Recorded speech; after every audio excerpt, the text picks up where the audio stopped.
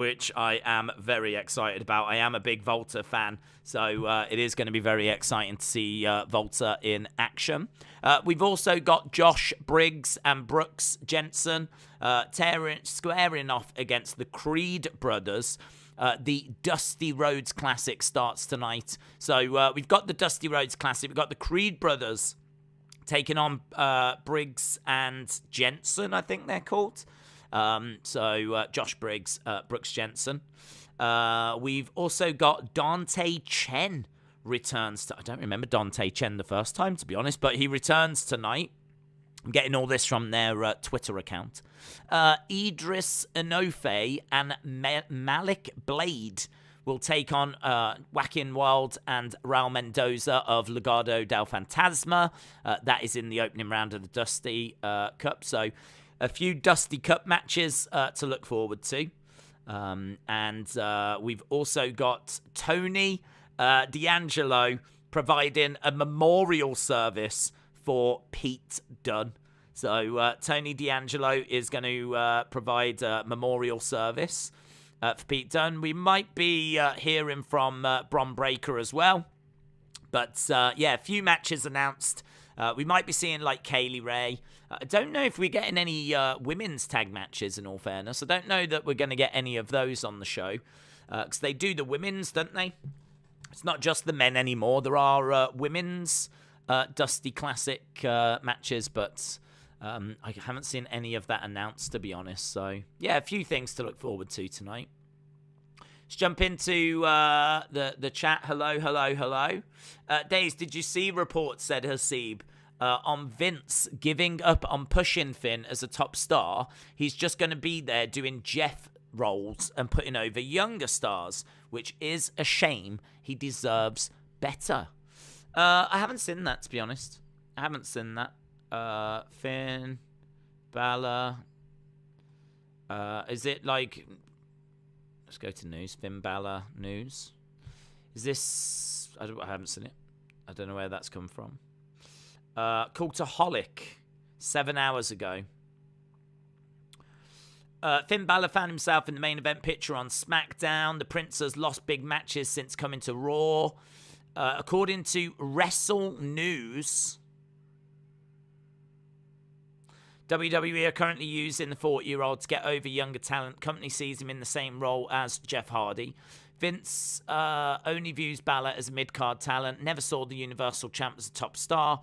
Heel term was also said to be pitched. Don't know. I'll take that with a pinch of salt. I mean, if the source is Wrestle News, then don't know. I mean, in all fairness, they're clearly not pushing him at the moment. They clearly want to have Owens, Seth Rollins, Big E, Bobby. That's the top of the card. So it looks like Balor has gone down, and you only need two eyes to see that he's working with Austin Theory and putting Theory over at the moment. So I don't know. I mean, like, what? Have Wrestle News watched last night's Raw and now like flipping getting their stories that way? Is that what it is? Can I be a journalist? I could do journalism. Guys, I've got some breaking news. Alexa Bliss is coming back soon, and she is seemingly going to have the same gimmick as when she left before. Now, obviously, that is subject to change, but the feeling is that she is still going to be linked in some way to Lily. Oh, I've got more breaking news coming through. More breaking news. Veer, who we haven't seen in a little while, is still coming to Raw, right? Don't worry about Veer. I know a lot of you out there are concerned that Veer has not been around for a little while, but he is actually going to still be coming to Raw. That's according to my sources. Don't think that they've abandoned him or anything. He is still on the way. So very exciting news. Edward said, I want to apologize if you couldn't hear it. I didn't know my TV was that loud. No worries. I still heard the question. I just didn't know if everyone else might have heard it, but no, it was good. I'd much rather have you send something through and the audio be a little bit off or something, rather than not sending anything through. Daniel said, thoughts on the Moxley return. Hasib, shout out to you, by the way. Daniel said, thoughts on the Moxley return. It's quite a coincidence he returns from injury on the first ever Dynamite, which was in Washington, where he returns tomorrow. I don't know, to be honest. I don't know. I mean, like, he's coming back. He needed some time away. He had, like, a substance issue, didn't he? An alcohol problem. That he's been away and sorted. I mean, it could be a case that he's been back home for a little bit. You know, I don't know how long those... I mean, I thought those kind of courses lasted longer. In fairness, I couldn't even tell you when we last saw him. So, I mean, he might have been away for a good few months already. He probably has, actually. He's probably been away for like 3 months or something, and you just don't realise. Because so much happens in wrestling. Before you know it, 2-3 months have gone by, and it doesn't feel like it. So, yeah, he might have been at home, and they might have found a good place to bring him back, and it might just be nothing more than that, to be honest. I don't think there's anything suspicious or foul play or anything like that. I think he had a problem. He's been and sorted it, and they found a good opportunity to bring him back. Adrian said, we need the goddess back, not the witch. The witch. Days WWE trademark Gunther Stark. I think it could be something for Zoe Stark when she comes back. Gunther Stark. Don't really like that name. Gunther Stark. Not feeling it. I would prefer Zoe Stark, but Gunther Stark. Can you check what I DM'd you on Twitter? I've got an article about Kevin Owens. It's short. I can try and have a look, yeah. I'm on the Wrestling Escape Pod thing at the moment. Sports KUSHIDA provides an injury update.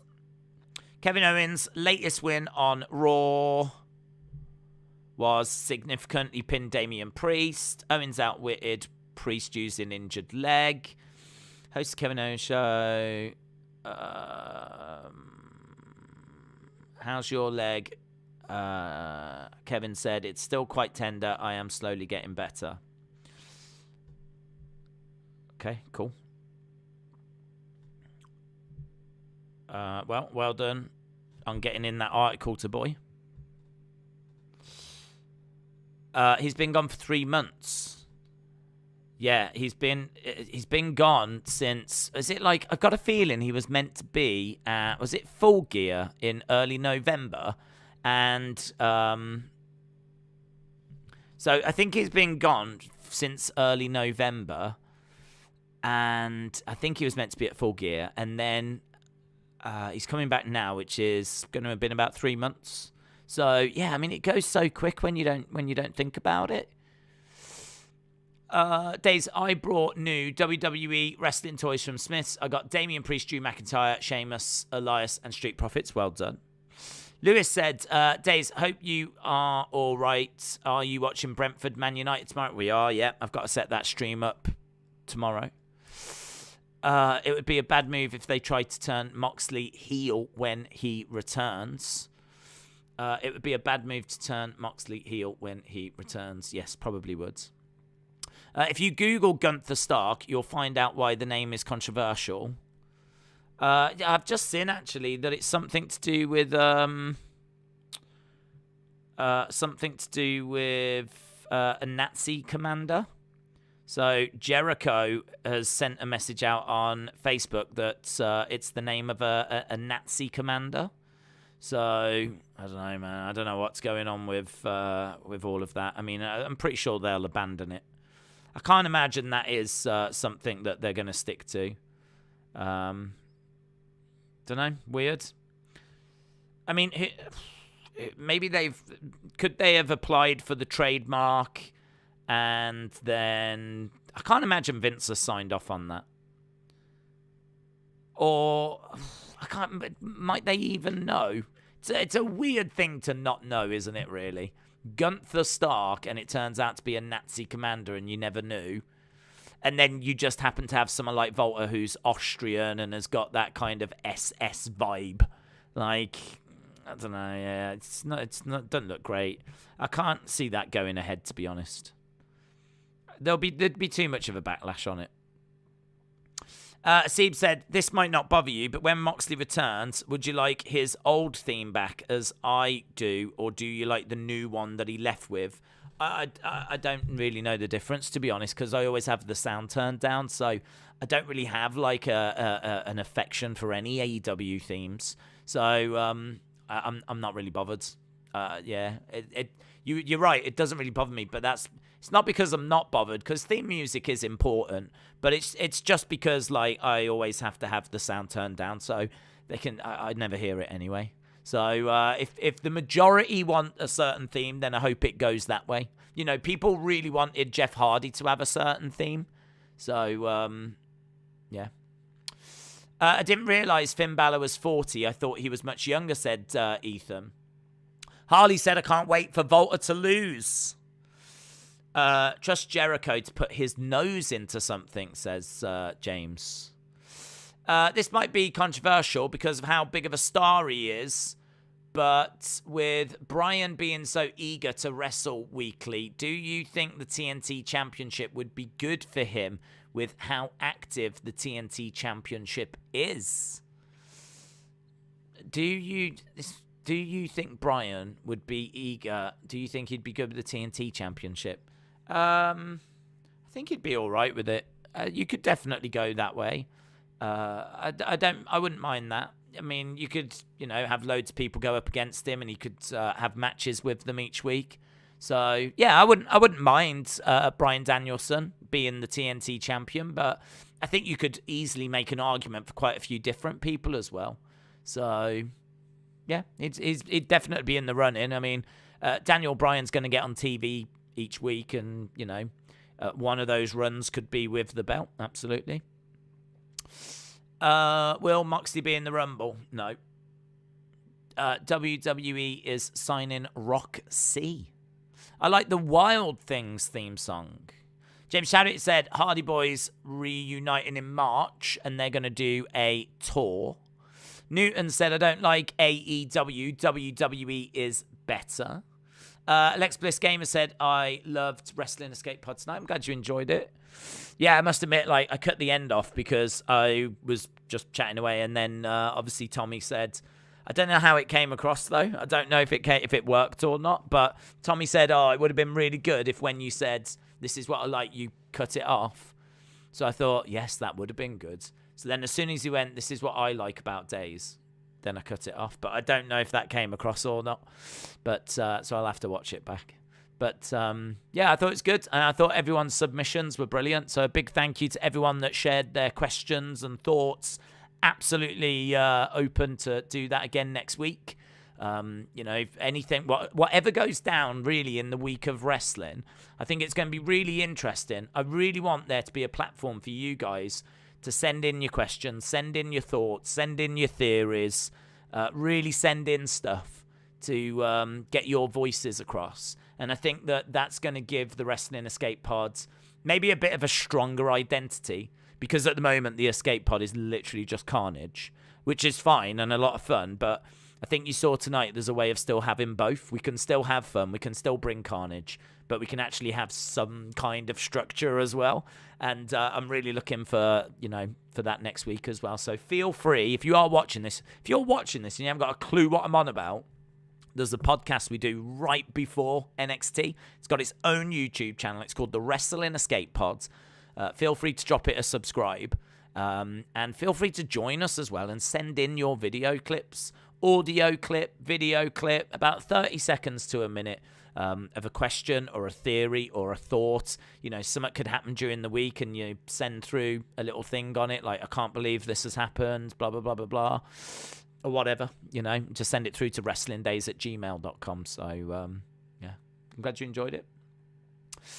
Trey said, a big push internally for WWE to sign an indie star. I heard that Vince doesn't see nothing in Finn Balor, and as for a top guy like Roman, I'm saying it as a world champion only has occasional big matches at pay-per-views. But with previous TNT champions, they defend the belt weekly, Bryan has been wrestling weekly, so it would fit him.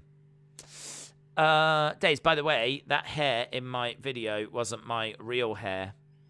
I figured that, mate. And I figured that wasn't your actual chain as well. What happened to your soccer live stream and can see your text messages? What happened to your soccer live stream and can see your text messages? I don't know what you mean, buddy. Do you mean the chat on screen? Is that what you mean? I don't know. I mean, when we started the football stream, for some reason, the chat was not working. I couldn't even see this. If I went behind the scenes, the thing I could see was the same thing that was on screen. So I just had to wait and hope that it fixed itself, and finally it did. So, yeah, I don't know. I don't know what was going on with that. Craziness. Boomers TV said, I think The Fiend returns at the Royal Rumble. Definitely. Definitely. I think we'll get Fiend at number 1, Bray Wyatt at number 2.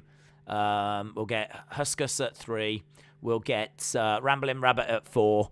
We'll just literally work through the gang. It'll be all 30 spots will be given over to the Firefly Funhouse. Absolutely sure of it.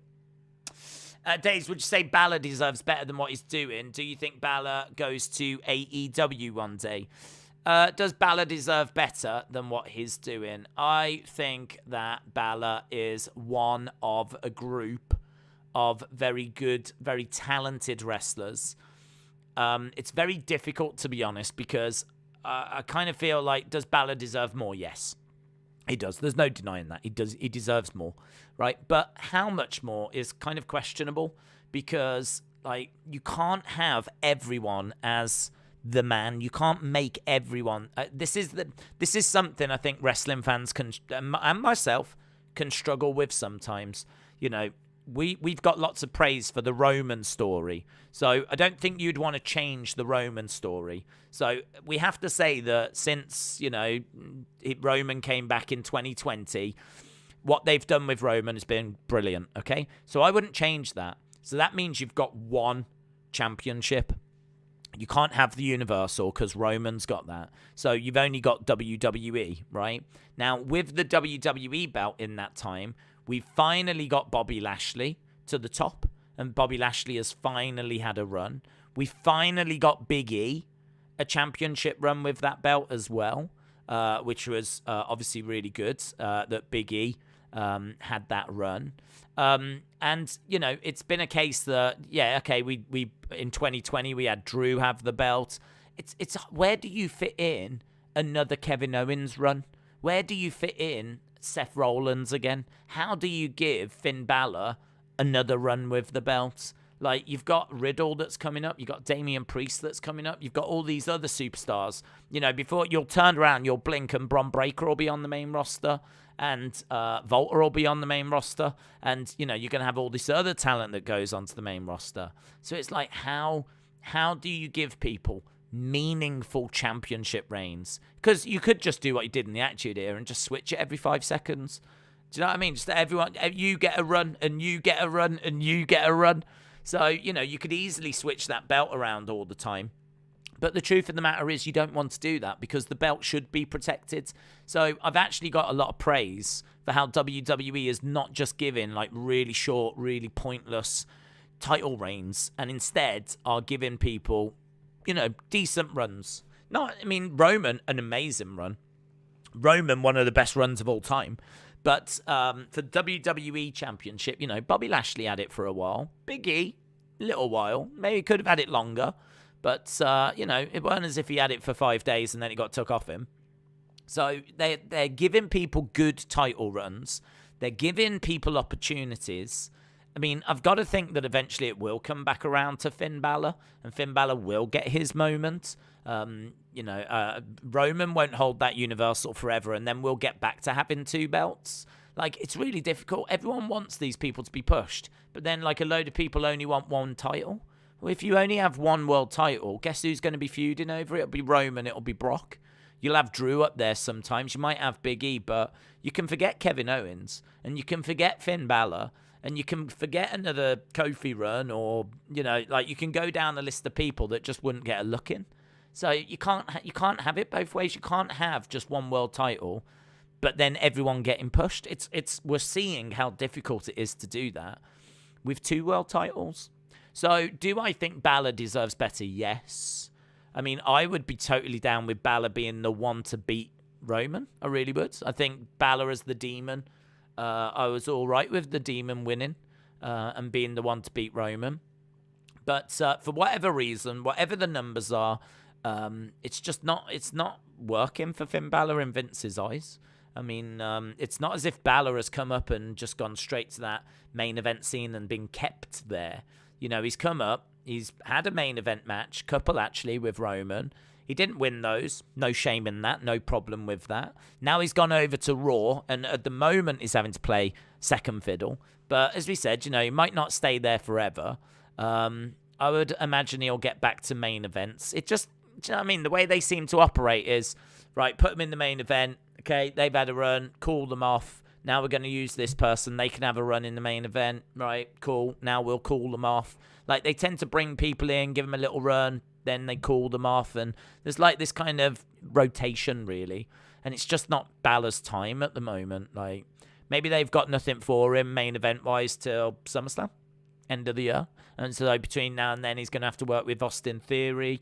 He might do something with the mid-card title. They might end up putting him in a tag team. Like, they'll just find something for him to do. But then, you know, by the end of the year, they might bring him back in again. And he might have another opportunity. Does he deserve better? Yes. Because however you want to carve it, since 2016, he's had 24 hours with one of the major titles. It's not good enough. It's not good enough. He definitely needs... He needs more than that. You know, I mean, like, he got sent back to NXT. He was in NXT with another little run down there. He's come back up. He has faced Roman. He didn't win that. There's no shame in that, as we said. But it's really hard. I'm kind of like, I kind of feel a bit sorry for WWE in one sense, because everyone wants their favorites to be pushed. But, like, you would be upset if Balor got the belt and then lost it a week later. That wouldn't satisfy anyone. You know, yeah, Balor gets the title, then loses it again. Like, no one's going to be happy with that. But then you've got Kevin Owens fans that want Kevin Owens to be champion. You know, you've got Seth fans that want Seth to be champion. You've got, like, when Jeff Hardy was around, people wanted Jeff Hardy to get back to the title. There's people that want Edge to get to the title now because they want Edge to come back and be champion, you know. It's like, but you can't have everyone. You can't have everyone. I mean, I think a lot of wrestling fans from this era would have been absolutely pulling their hair out during the 80s. Can you imagine when Hulkamania was going and you got the likes of Jake the Snake Roberts? Do you know what I mean? You got Jake, you got the Texas Tornado, you got Mr. Perfect, you got Rowdy Roddy Piper, you got all these like great stars. The Superfly was around still at that time, and people had a lot of love for the Superfly. In the mid to late 80s, and you've got like Big Boss Man coming in, obviously the emergence of Ultimate Warrior, Sergeant Slaughter, Macho Man. Like, you've got all these larger than life superstars. Andre the Giant still around. For most of the 80s, Hogan was champ, wasn't it? He just kept burying everyone. They kept putting him in feuds with the likes of Kamala, Paul Orndorff, Big Boss Man. Like, he kept feuding with all these heels. And you just kept beating them all and remained as champion. So this isn't anything new, having like someone at the top of the card that just kind of stays there. But there's, in a way, it feels a little bit like a watered down kind of 80s period. Because as we said, you know, you had, you know, Big Boss Man, Mr. Perfect, Ric Flair obviously came in, Macho Man was around, Ultimate Warrior, Hulk Hogan, Sergeant Slaughter. They're trying to push Sid at one point. You've got Bret Hart emerging. You've got Rowdy Roddy Piper. You know, you've got Shawn Michaels coming through in the early 90s as well. Like, you've got all this talent. And you kind of look at the roster now. You've got Kevin Owens, Seth Rollins, Finn Balor, Bobby Lashley, Roman Reigns, Brock Lesnar. Kind of feels like, you know, there's quite a few credible world champion options. But by and large, they're just sticking with Roman.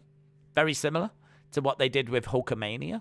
The only difference is this time there is a second belt. There wasn't in the 80s. Well, there was, but you had to leave WWE. So this time there is a second belt for people to be competing with. So Wrestle with Andy, I've got a couple of your comments. You said, do you want Bron Breakker to feud with... Who do you want him to feud with next whilst he's in NXT? I'd like to see him against Roderick Strong. I think he needs to go in there with a credible name and someone that I think will give him incredible matches. I think Bron Breakker is a champion. He's just had great matches with Tommaso. I think it'd be wrong now to put him up against someone from the 2.0 era because I kind of feel that would be green and green. Green and green should not be seen. I think what we need Bron Breakker, who's still green. I mean, he's had 5-6 matches. We need him to be taken on experience. He's got to still face experience, and that experience, I think, is Roderick Strong. And anyone else that's been around for quite a long time that's seen as a bit of a worker, then, anyone like that. Tommaso was brilliant. Johnny Gargano would have been brilliant. But, Roderick Strong's the easy answer, to be honest. As you said, green and green should not be seen. Right. Wrestle Andy said, I feel like this era will be remembered for the upper mid-card guys like Sammy, Kevin, Finn, Joe, all with similar stories. It's kind of like the indie darlings taken over in a way. I mean, there's a lot of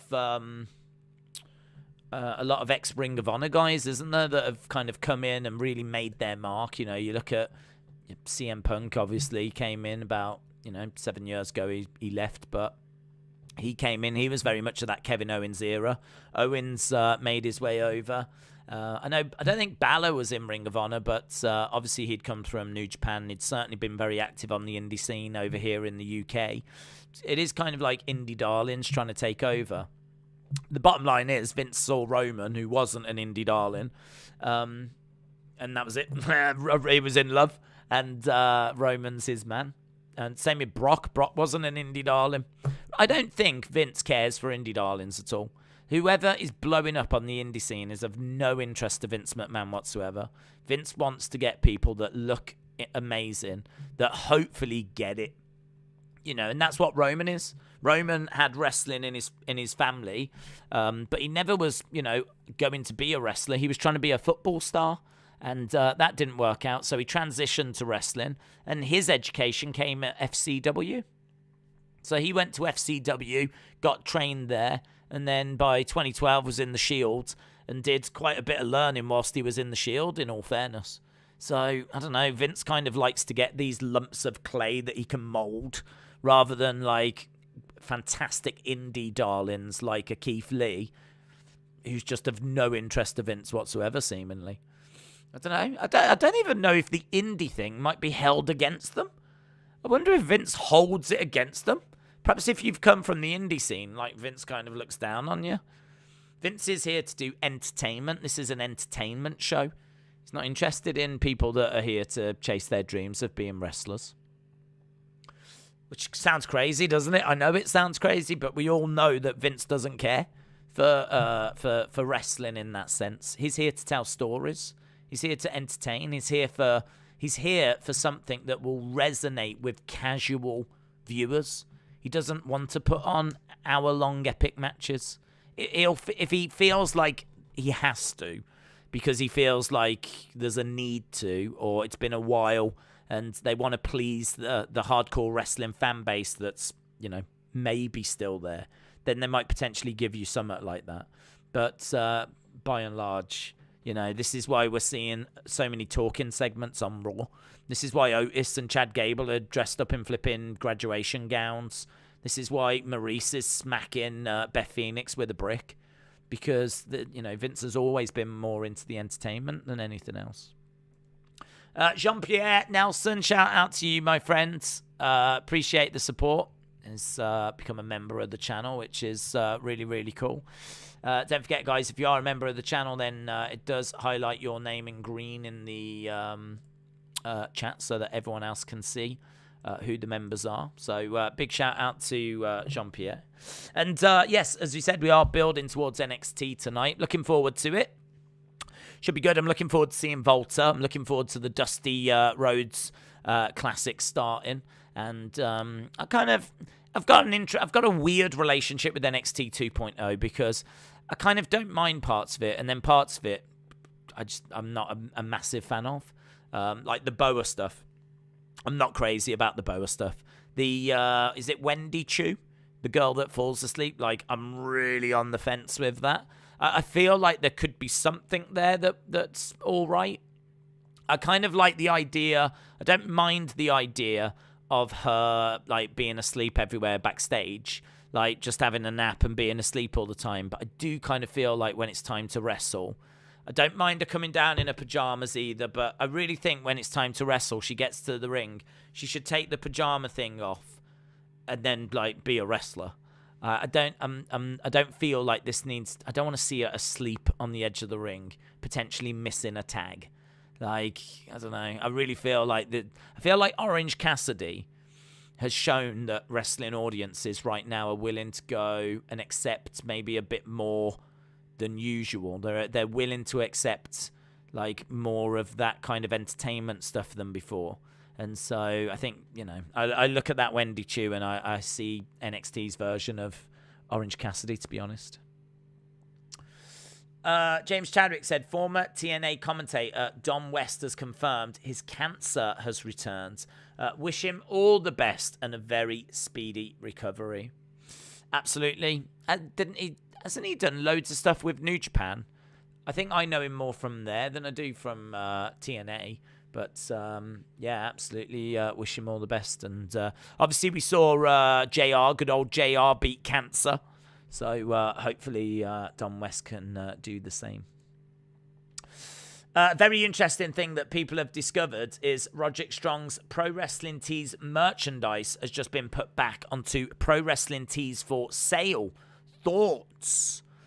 I don't know. I mean, like, apparently they don't like them to have those shops. So unless he's negotiated something in his contract that allows him to do that, I mean, it sets a bad precedent, though, if they allow Roderick Strong and they don't allow others.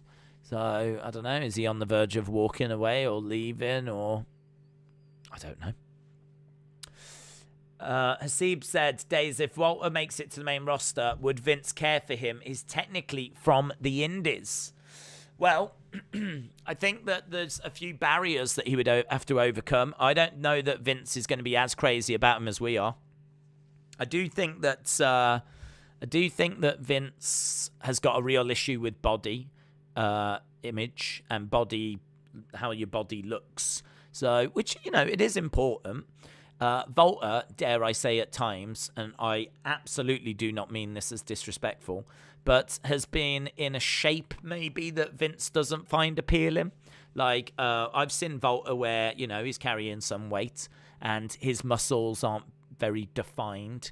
And I genuinely think Vince likes bodybuilders. That's what he's into. Vince, if you get to WWE, you need to know the guy in charge used to run a bodybuilding federation, the WBF, right? He's into bodies. There were steroids in WWE. Not that Vince, you know, had any part to do with that. I mean, they went through the steroid trial and he was, you know, cleared of all of those allegations. So I'm not saying that WWE were responsible for giving out steroids, but we know that the doctor that worked for WWE was. I mean, he was giving out steroids and he was making things available. I believe he was doing that behind WWE's back, but we know that was happening. And we know that Hogan was on and, you know, British Bulldog, Warlord, Ultimate Warrior, like all these stars were jacked and huge because, you know, they were on steroids. I mean, just because that's now had to go doesn't mean that Vince doesn't still want his superstars to not look like that. Like, he wants them to naturally get as close to that as possible. Look at John Cena. You know, apparently the first time you saw John Cena, Vince's reaction was, you know, get that steroided person away from me kind of a thing, you know. Apparently as soon as he saw him, it was like, no, don't want to touch that. Because he's been burnt. The steroid trial is one of the biggest things to happen in the history of WWE. And Vince was, you know, on the verge of going to prison. If he'd been found guilty of encouraging and supplying the wrestlers steroids, then that's the same as being a drug dealer, and he could have gone to prison. And there was plans in place if that happened of like who would run the company and all of this. So as soon as he saw John Cena, like 20 odd years later, or it wasn't even that, was it? 10 years later. As soon as he saw John Cena, he was like, not interested. Get that steroid, meathead away from me. When they pointed out that Cena was a bodybuilder and it was all natural, cha-ching! Cha-ching! So I don't know that Volta's indie background will count against him. I think there's a lot that's going to count against Volta, to be honest. Because I think Volta is the ring general. To him, the mat is sacred. Well, that's good, but it ain't sacred to Vince. So I do worry about Volta going to the main roster because I don't think he'll be booked the way that quite like we want him to be. I think that I don't know that they'll give him any bad gimmicks because he's sort of got a gimmick already. But who knows? I mean, this Gunther Stark controversy might be intended for Volta. It might be what they're looking to repackage Volta as and have him as Gunther Stark and have him as still being presented in this way. Why don't they just come up with a German-sounding name that's not actually connected to anyone? Like, that would work fine. I'm not against them changing his name from Volta and changing it over to something else. I just don't think Gunther Stark is a very good name. And the fact that it's actually connected to someone that was, a war criminal and actually part of World War II and part of that Nazi race, you just can't do that. The PR would be horrific, and I can't even believe they've looked at it and applied for it, but I'm pretty sure that will not get any further. Pretty sure. I'll be stunned. I would be absolutely stunned if it did change and did get any further than that. Because it's just awful bad PR, and I don't know why they would do it. But I would worry about Volta going to the main roster. And his indie background would be, honestly, one of the least things I would worry about. Thoughts on the rumor that the Universal Champ goes back to Raw and the WWE back to SmackDown? I mean, I don't know. It was brought up on the show. They said that Seth said that he would win it and then bring it back to Raw and change it red. I mean, I just don't see it. I don't see it happening. I don't think he's going to beat Roman. So I'm not really too worried about the rumors that are out there, or anything they put on the show, any seeds they plant. I think I just look at it and go, look, is Seth going to beat Roman? And the answer that comes back to me is no. So I don't really need to worry about it any further than that. Big Boy Dally said, are you going to pick up 2K22 in March? Do you know what I might do? I might wait for the reviews. I mean, to be perfectly truthful, when am I going to get a chance to actually play it? I'm not. So if I'm not going to get a chance to play it, it's going to have to be a pretty exceptional game for me to actually make time. I mean, I would have to not do like videos and things, like things that I'm working on. I would have to actively not do that so that I could play a game. This is actually something I'm wrestling with internally. With the Stream Deck. I keep talking about this Stream Deck thing, but the Stream Deck's coming out soon. And I've had one reserved since like June or July of last year. So as soon as I heard about it, it's absolutely everything I would want. It's portable. It plays PC games. And honestly, a lot of the games that I think I like the look of are available on PC. I've got a Switch, but there's not loads of Switch games that I'm really that into. So, as long as I can get like an N64 emulator, then I'm kind of happy with Nintendo games. I can play Mario 64, GoldenEye, whatever, Legend of Zelda, whatever. That can sort that out. And then I've got like PC gaming for all the big games. I would much rather get a Stream Deck than like a PS5, to be truthful. So, yeah, I'm really tempted by those Steam Deck things. But when am I going to play it? I'm not. I mean, I don't know when I'm going to play it. So, I'm pretty sure that 2K22 will come out on Steam. So, there's every chance I'll probably just end up downloading it. But I'll wait and see what the results are like, what the reviews are like. If the reviews are like, oh my God, they've done it, this is one of the greatest wrestling games ever, as soon as you pick it up and play it, you just do not want to put it back down, then yeah, I get sucked into hype. I am awful when it comes to that. If someone's like, oh my God, this is the greatest hat in the world, I'm like, I need that hat. I absolutely need that hat. I'm awful for that. I'm awful for it. So, yeah, if someone's going to bang on about it and say it's the greatest thing ever, I will probably end up buying it. And then I'll do exactly what I always do, and that is not play it, not touch it, leave it unopened, unplayed, and, yeah, that would suck. Almighty Supreme said, you can do a stream playing the 2K game I would watch. Please stream it. I don't know, guys. I don't know. I mean, to be honest, I've had a capture card for about 15 months or so, and I did plan on doing like gaming content. But the problem is that I don't know. What I might end up doing is, if the game is good, then I might play it, and rather than stream it, I might record it and then edit it down to a little video and put like a little 10-minute video out just with like a few thoughts. Just, if there's some fun stuff that happens, I'll include that.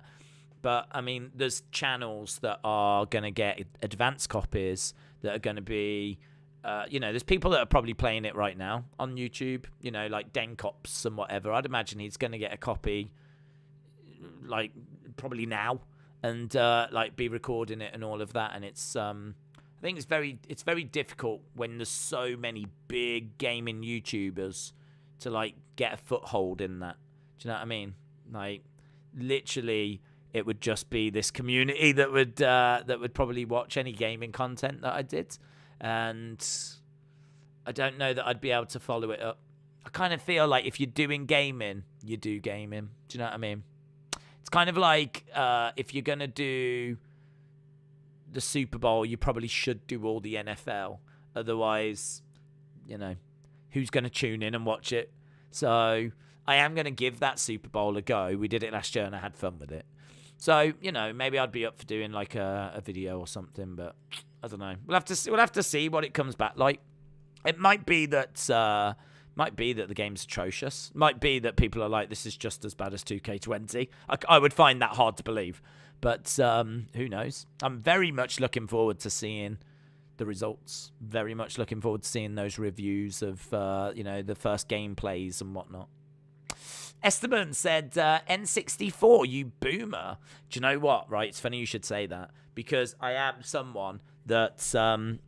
my relationship with gaming is very weird, right? My relationship with gaming is I've never really been a gamer, but I've always wanted to be a gamer. And I've never really found the time. Even when I was a kid, I would play lots of like football managing games and Cool Spot and Mortal Kombat, Street Fighter.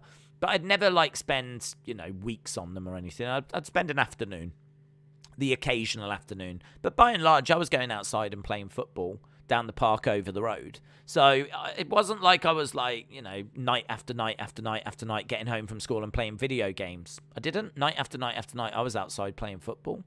So that's what I was doing. Or I might watch a wrestling thing. If there was a wrestling tape I hadn't seen and I had, then I might be... In all fairness, my life was probably go outside, play football, come back inside, play a few little bit of a video game, but for an hour or two, or watch like a wrestling videotape. And, I'd probably do something like that. But I wasn't someone that was like night after night, game after game, like, all this kind of stuff. So I have played GoldenEye, loved it as a kid, yeah. I think my brother had it or my cousin. So I never played loads, but I played quite a bit. And I loved Super Mario 64. And so in my mind, I would love the Nintendo 64. Because I've played a few games on it, and they are amongst my favourite games ever. GoldenEye is amongst my favourite game ever. Super Mario 64 is amongst my favourite games ever. And I've never played Legend of Zelda, So that's something that I keep hearing lots of positive stuff about. I never played Is it Perfect Dark? I can't remember. There's another one on N64 that's meant to be amazing, an amazing game. That's kind of like GoldenEye. I've never played that. There's loads of stuff I would love to try. Cut a long story short, because I do tell long stories.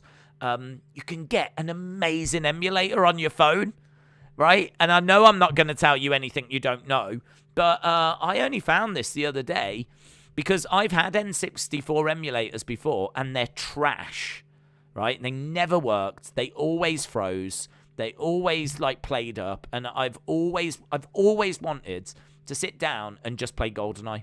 I just want to play it again, like I did, because I don't think I've ever got from start to finish, right? But I got this new emulator, and it seems to allow you to do it. Like, I'm so excited. I can't even begin to tell you how excited I am. So it's called Classic Boy. I've got it on my phone, and it's called Classic Boy.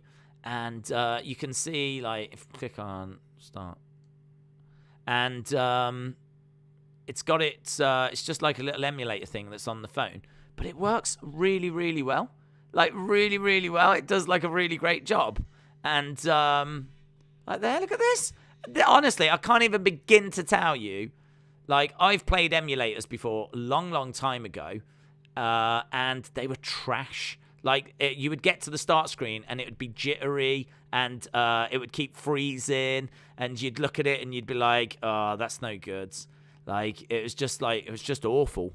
But this one is like, it's good. It works, and it's like all on your phone and everything. I am so flipping excited about this. I am so excited. I can't even begin to tell you how amazing this is to me. Look at it. Look, and it flipping works. It works. Look, it works. I can't believe it. I'm so excited.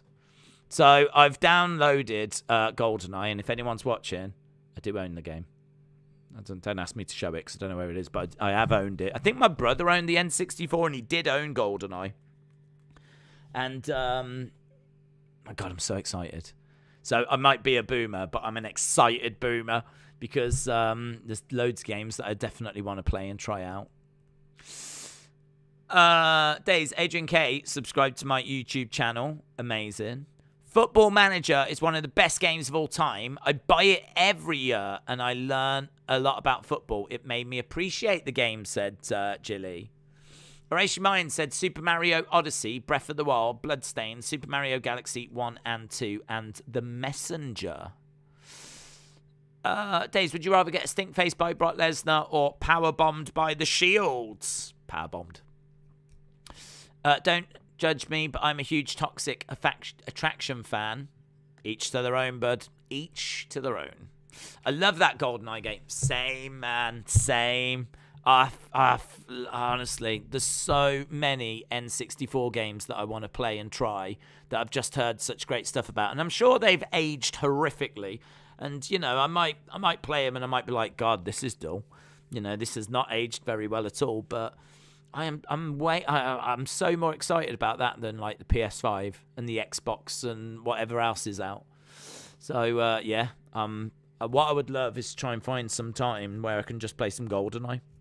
Perfect Dark is great, but you do need the expansion pack. Do you need it for the emulator, this Classic Boy emulator?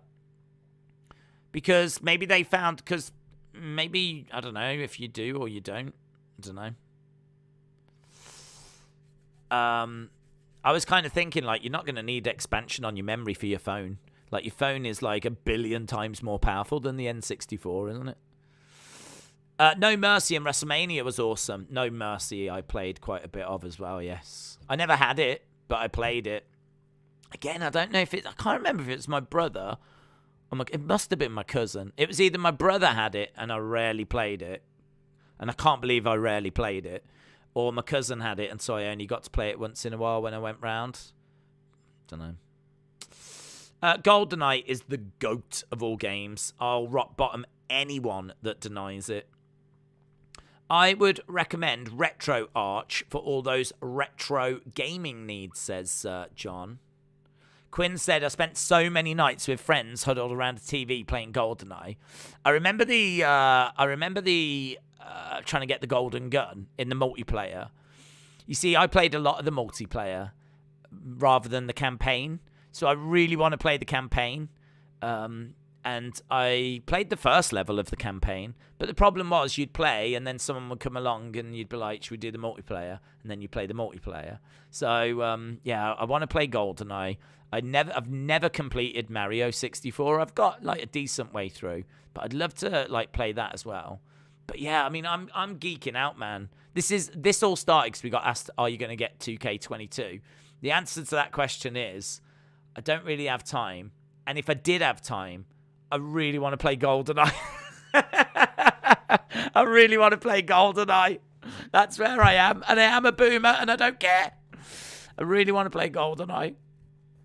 I have waited my whole life for a flipping good emulator that would play that game. And I feel like one might be here now. So, yeah. What a time to be alive. Edward said, the Bruce Lee game on the first Xbox is probably my favourite game ever. Daniel said, I saw an interesting question that Jim was asked. Who Hook's first proper feud leading into a pay-per-view should be? Any suggestions? I did hear that, actually. And, you know, I kind of agree with Jim's answer on it. Jim was like, we don't need to rush. I know that he will get a pay-per-view feud, like, at some point. But at the moment, just keep doing what we're doing, where he just faces, like, you know, the occasional person. I'm going to say the exact same thing I say with anyone that's green. No, green and green should not be seen. So don't have Hook having a match with someone that's new, that's up and coming themselves. Like, Hook should be in there with someone that's got experience and someone that's credible. You know, it's difficult to know who. Because, like, you're trying to think of someone that's, in a way, someone potentially like Shawn Spears. The reason why I say Shawn Spears is because he's quite low-hanging fruit. So he's someone that I think would be a credible opponent for Hook. He's someone that's not quite high enough to be in the main event scene. He's someone that you could see Hook beating. He is credible, and doesn't he have a training school with Tyler Breeze? I think Tyler Breeze and Shawn Spears have got a training school together. So, like, I'm sure that Shawn Spears can actually, you know, not get lost in a match and is actually quite competent in the ring. The thing is that he never really gets a chance to show that. He's not someone that's going to be putting on, like, classic matches or whatever, but he's someone that you can rely on getting a younger talent through a match. Plus, it kind of opens up an interesting kind of Team Taz against the Pinnacle kind of angle. And I think that, yeah, you're kind of looking for someone with experience that's going to be a credible opponent. You don't want someone that's like, you know, Lee Moriarty. You don't want someone that's like Daniel Garcia. I don't think you want anyone like that because they're new and they're trying to establish themselves. I kind of feel like Shawn Spears is someone that, you know, he can say to the Pinnacle, I've got this, guys. I'm going to deal with this Hook problem. And then he goes out there, gets, like, you know, beaten up or whatever, but he can make the match look good. And then he can use the chair to attack Hook from behind. And then you've got, like, this interesting angle that, you know, it won't set the world on fire, but that can come further down the road. If we're talking about Hook's first proper feuds, like, that can come down the road. Imagine Shawn Spears has got a chair and he's beating someone up with that chair. And, you know, Shawn Spears has a match. He wins the match, grabs the chair, starts beating someone up with the chair. All of a sudden, Hook's music hits. Come on. That's gonna work, man. That's gonna work all day long because you've got someone green, you've got someone with experience, you've got someone that's credible for Hook to go up against. It gives something for Shawn Spears to do. Shawn Spears' facial expression when Hook's music hits, when he's about to beat up someone with a chair, like, and all of a sudden Hook's music hits and the place explodes. Can you imagine Shawn Spears' facial expression in that moment? I think that would be really cool. So, Shawn Spears or someone of that ilk. Someone that would be, you know, experienced, credible for Hook to go up against. Sean Spears is AEW Ziggler. Always going to be good. Never going to win. Yeah. That's correct. Sean Spears and Tyler Breeze do have a wrestling training camp. What is your favorite balloon in the Macy's Thanksgiving Day 80 parade? Hot air balloon or wiggle worm? Great question, Jaden. Great question. I have never seen a Macy's Day parade. I've never seen. We don't have it, so it's not something that tends to be on TV over here, to be honest. So yeah, I don't have a favorite. But just judging off the options, I'll go with wiggle worm. So there we go. Boom. Nelson said, I would rather have Seth beat Roman than Roman beat Brock. If Brock loses the title, then Brock beats Roman. I would rather have Seth beat Roman than Roman beat Brock. If Brock loses the title, then Brock has to beat Roman. Okay. You can't play online, at least get a PS3. Wiggle worm all day. Who would Hook be saving? It would need to be Taz. Oh, that would be fun. It'd be hard to see how Taz would be vulnerable to... Oh my God, that would be great though, wouldn't it? It's hard. How do we get into that situation? Could it be that the Pinnacle attack Team Taz? They managed to chase the Pinnacle off. Taz is kind of... they all go up the entrance ramp. It leaves Taz in the ring on his own. And he's just kind of like watching as Team Taz and Pinnacle are going up the entrance ramp. Then Sean Spears from behind with a chair. Boom! I mean, you've got to make that quite vicious, actually. Hit him with the chair. Taz goes down. Arches his back. Goes down. Have Sean Spears, like, put on some brass knucks or something. Bang! Right in the head. Maybe we get a bit of blood. Like, I think you've got to make it... You've got to make it whereby...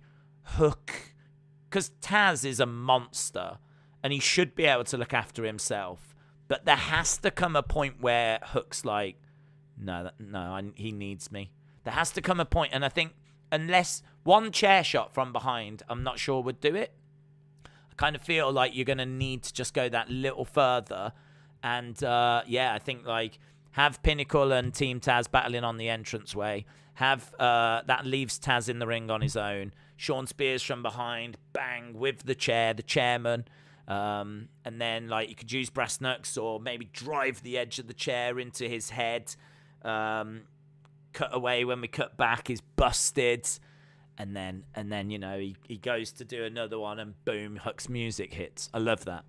That's good. I like that. Oh, we can't go giving AEW free booking tips, can we? We can't go doing that. They need to book their own shows. Just like NXT need to book their own shows. And here we are. We've got LA Knight with Andre Chase.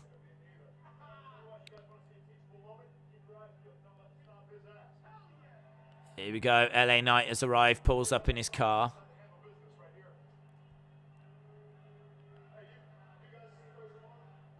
Have you guys seen Grayson Waller? Someone hit my music. Right, LA Knight is making his way out. He's pumped up. He's fired up.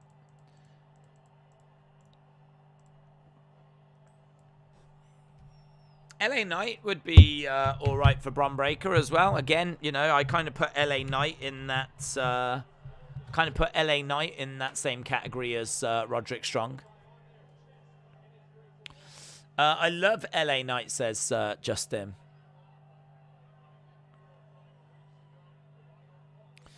Here's LA Knight in the ring. LA freaking Knight. Days, where'd you keep all them free gifts? Do you know, Alex, it's really funny you should say that. I'm flipping drowning in them. Like, I need to give a load of stuff away. So, yeah. I think, potentially we do something once we get to 250,000. And we've been, like, around that for quite a while now. So, yeah, we're still waiting to get to that 250,000. But we are just a couple of hundred subs away.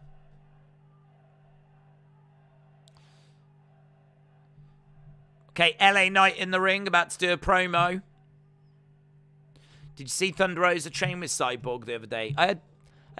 I did see they were together. I didn't see it was the other day, or if it was an old picture, or what it was.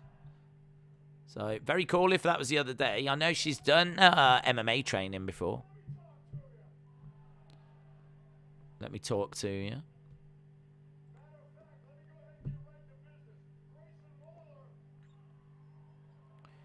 Grayson Waller. Ooh, I didn't realize they've changed it. They've changed the layout. Look, there's people on the floor. NXT has changed its arena. Ooh. There's people on the floor now. We've said for a long time they need to get more people in there. So they've actually made the ringside area tighter. And now there's people on the entranceway. So when you walk past the people on the entranceway, it's quite narrow now.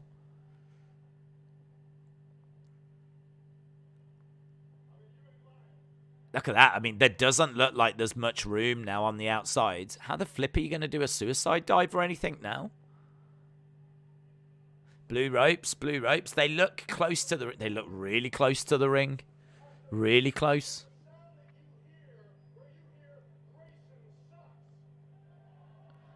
I'm just interested in the layout of this.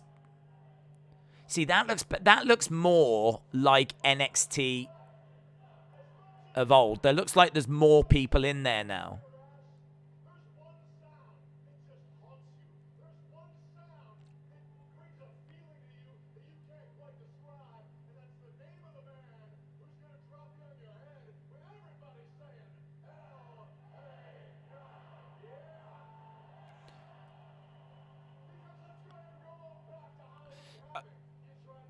Okay, so he's going off. I want to see this arena. I'm trying to count the rows. That bit there is really weird. That bit, right, the entrance bit's really weird. I don't even think they've got seats, have they? They look like they're standing.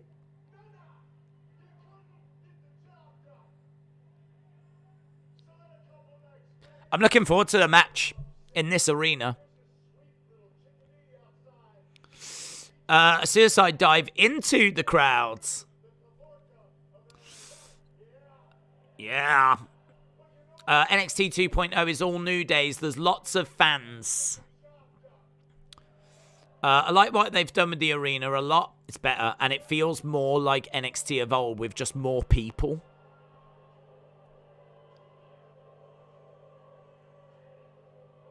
It's very close to the ring, though. All right, here's Grayson Waller. Big entrance area as usual. They haven't changed that bit.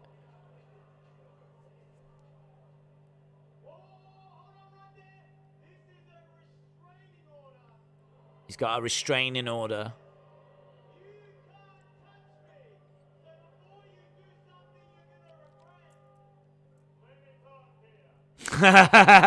Before you do something you're going to regret, let me talk to you.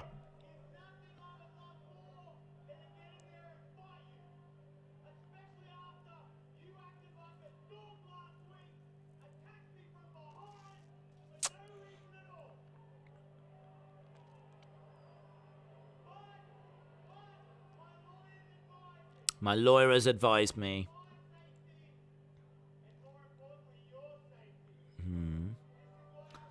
I just want to see the arena. Ben said, I love this new arena. Can you show a picture? There might be one on Twitter.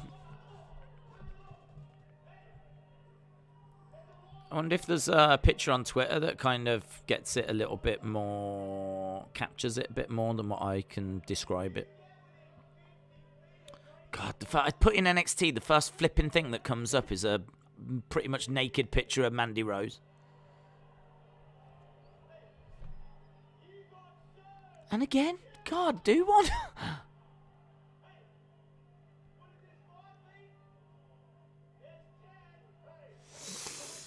Gonna talk to ya. I'm just looking. I can't see an image online yet. Yeah.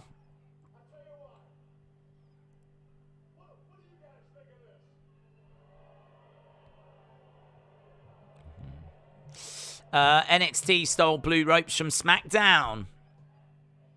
You're dirty. It's not me that's dirty. It's flipping NXT that's dirty.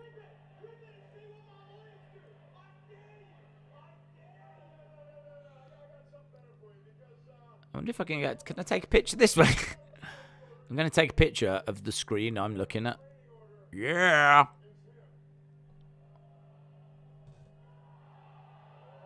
Who is it? Dexter Lumis. Dexter Lumis is coming out.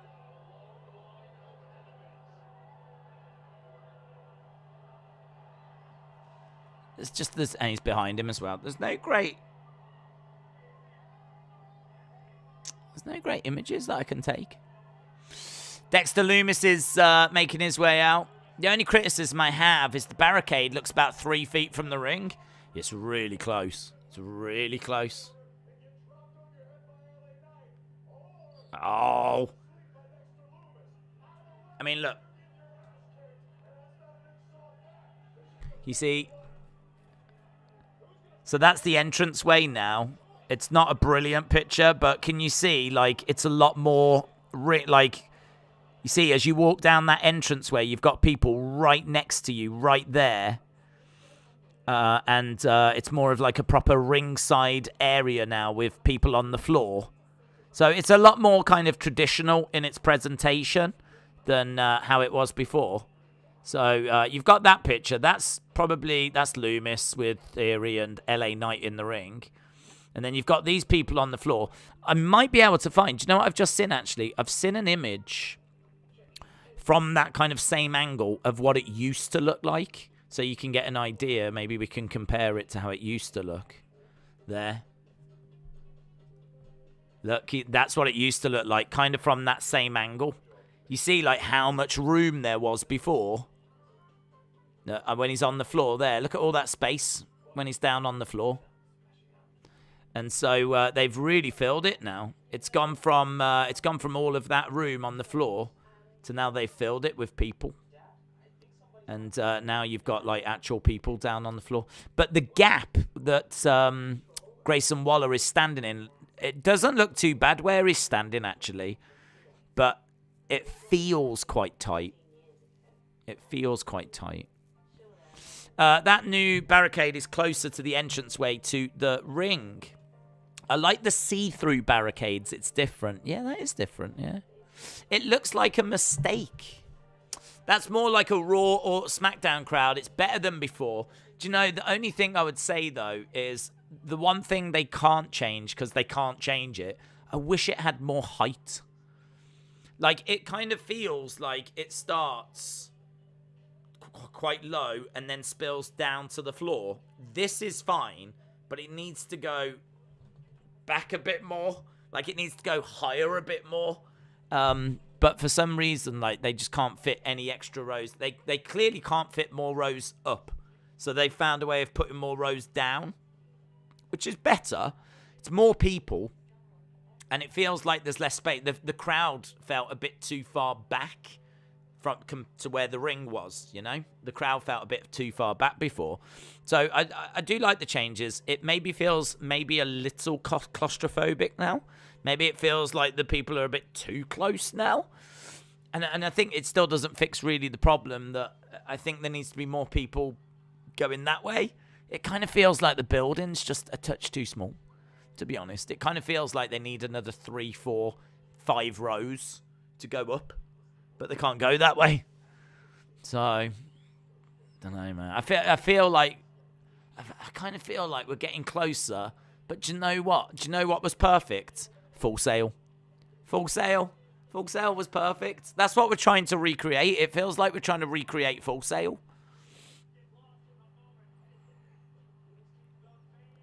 So, better. Better. Why the heck is Mandy naked? I don't know.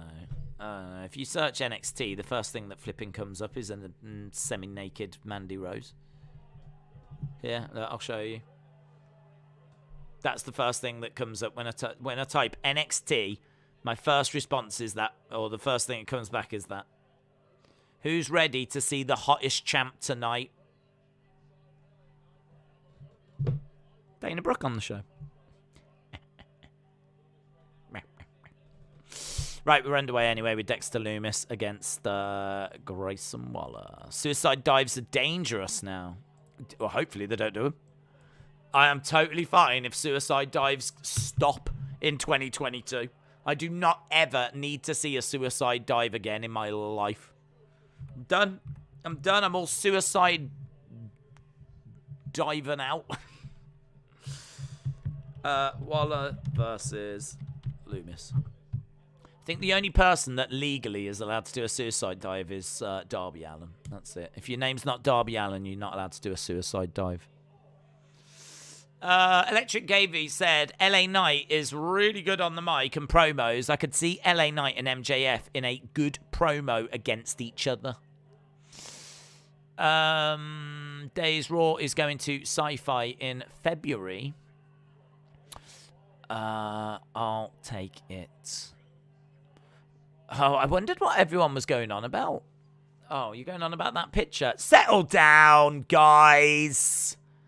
Come on. Embarrassing yourselves.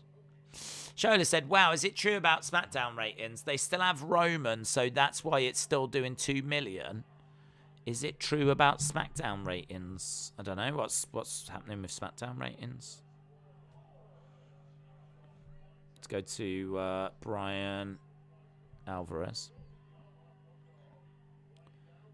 Rampage did 526 and SmackDown did 2.17. It's a bit down, isn't it? Still over the 2 million mark, but a bit down.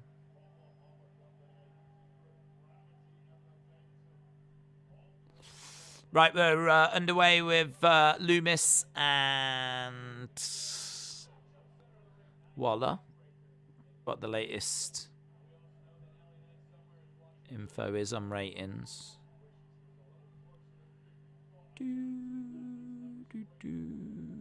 Dynamite was 969. Raw and Dynamite tied in the 18-49 last week.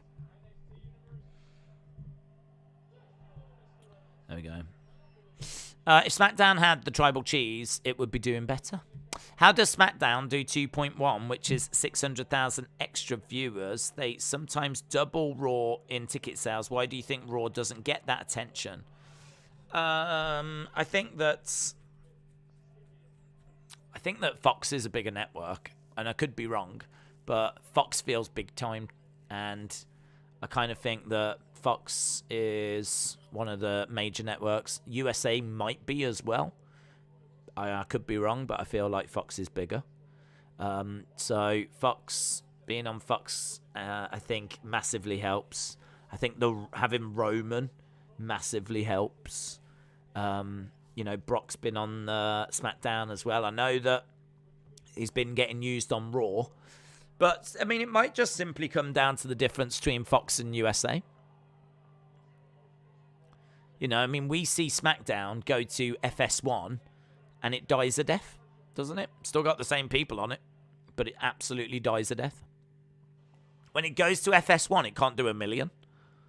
So, I don't know that we can be heaping all the praise onto Roman. I think Fox is doing most of that work.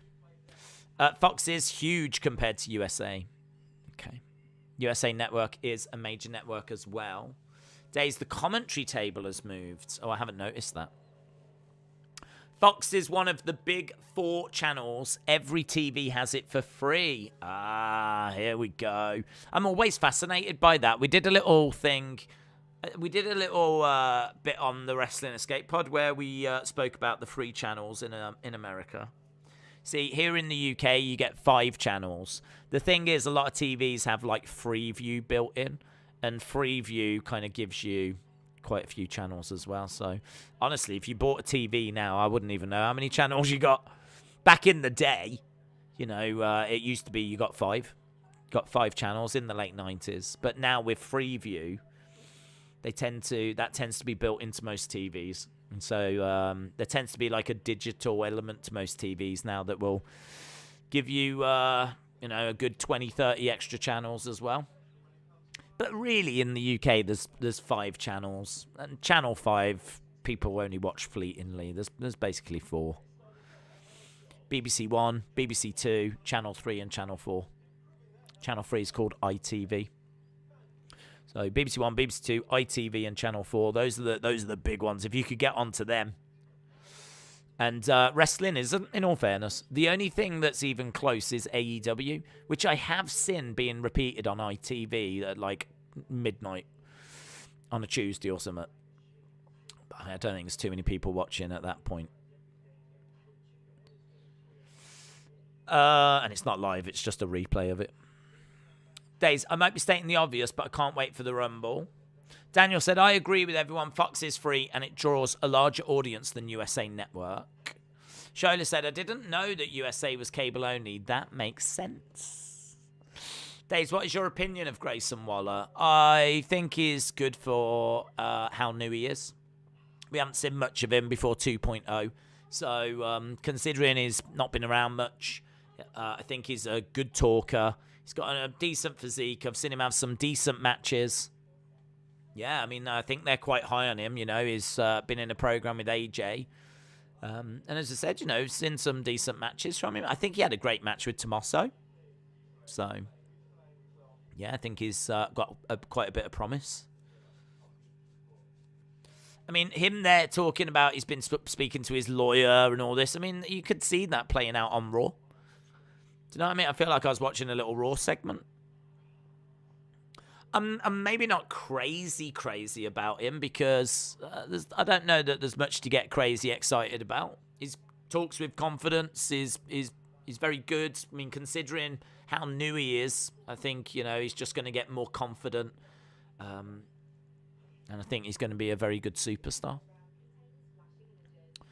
Will he go on to be like a multiple-time world champion? Don't know. I don't know about that. But can I see him going and doing a bit of a Damian Priest? Going to the main roster, having a mid-card title run? Absolutely. Absolutely. But he's a good talker, and talking will get you quite far. Days before the pandemic, Raw averaged 2.1 while SmackDown was 2.5. Do you think the pandemic has hit Raw harder? I don't know that that's true, to be honest, bud. I mean, I know that Raw's ratings have continued to fall, but I don't know that it was consistently getting 2.1. I mean, are we saying that Raw's average in 2019 was 2.1, was it? Raw average ratings by year.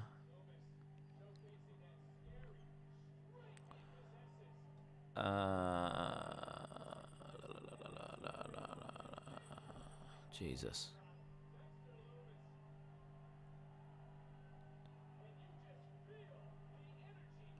Dexter Lumis getting a lot of support.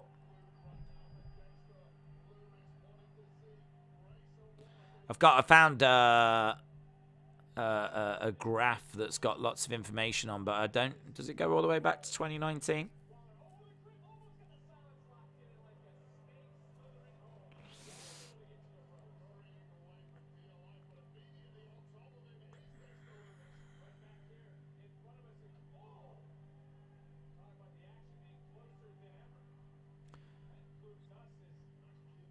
It doesn't give me averages.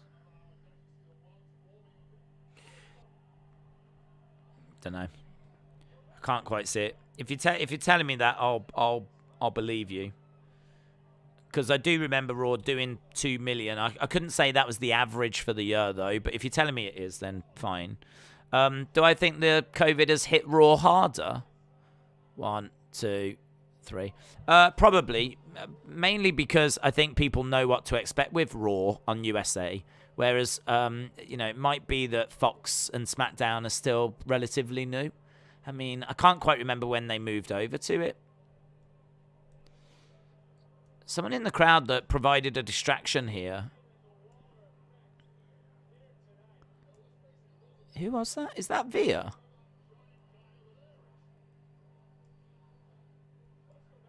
Is that Veer? So he was just kind of in the crowd wearing a suit. So Grayson Waller went to the outside. No, Veer.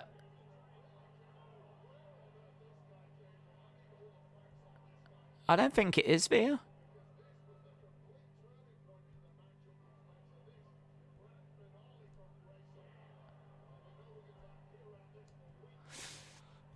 I don't think it is.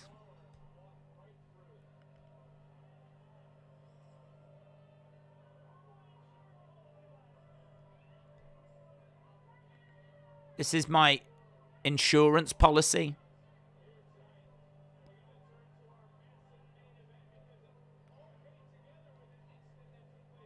Who is that? Who is that? It's like, this is my insurance policy. Be great if we had a name.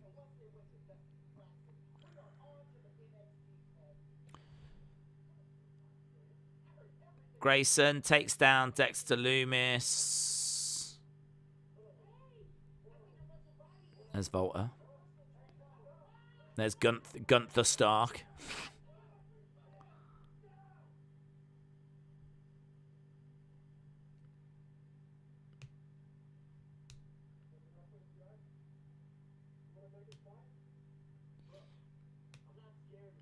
Roderick Strong said he's not scared of Volta.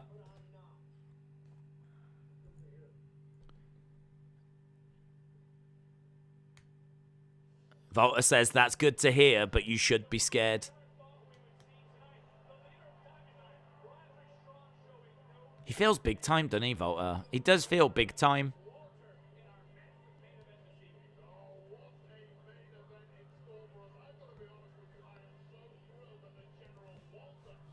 I like the fact that they're standing at ringside.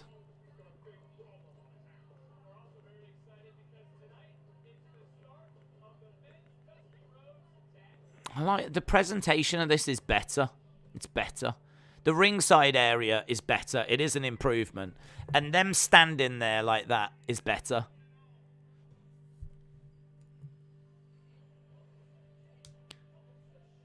This feels like a third brand. It's ironic that it feels more like a third brand than it's ever felt before.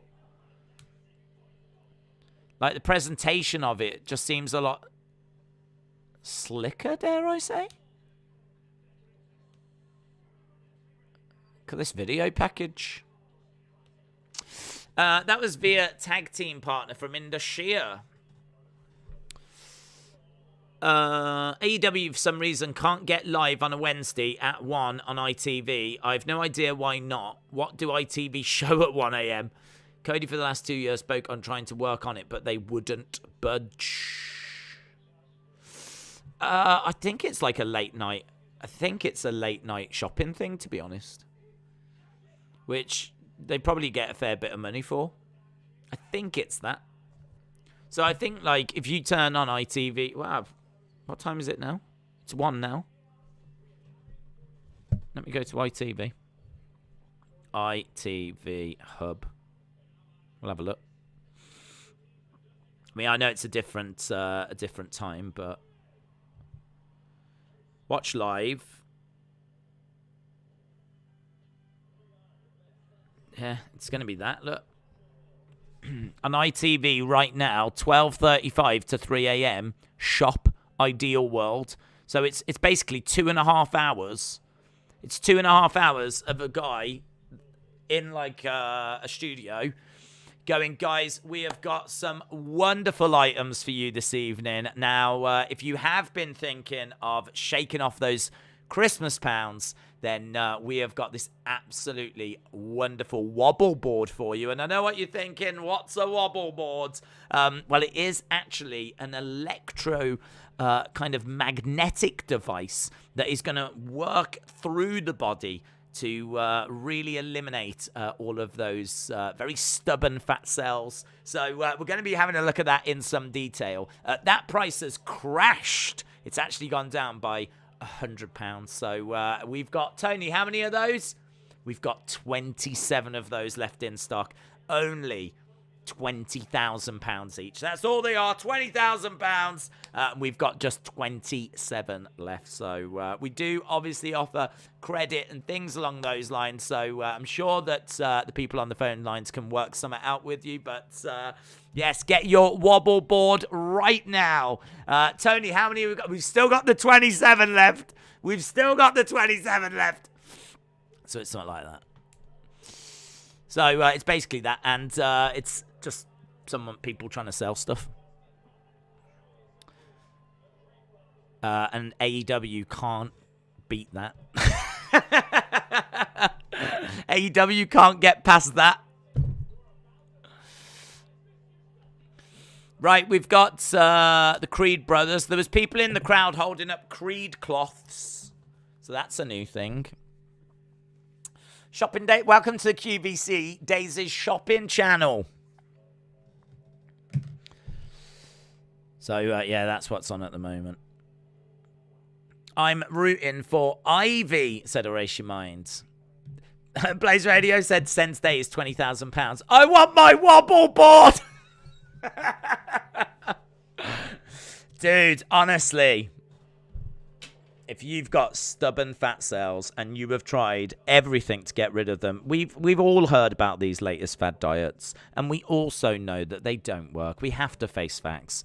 You know, these are year after year fads that come in that try to take your money and don't give you the results that are promised. Well, I can promise that you are going to get results with the wobble board. The wobble board is scientifically proven to target the fat cells. You're not going to get that from a diet. A fad diet is not going to specifically target the fat cells. Here's something that they won't tell you. Those fad diets, what they actually lose is the water retention. Your body does retain water, but it will actually target the water retention. So you will see a slight improvement and nothing after that. That slight improvement just makes you think that it's working, but it's not. All it's doing is it's just getting rid of that slight water retention, but not targeting the fat cells. The wobble boards, that only targets fat cells. You are going to see amazing results, and not just amazing results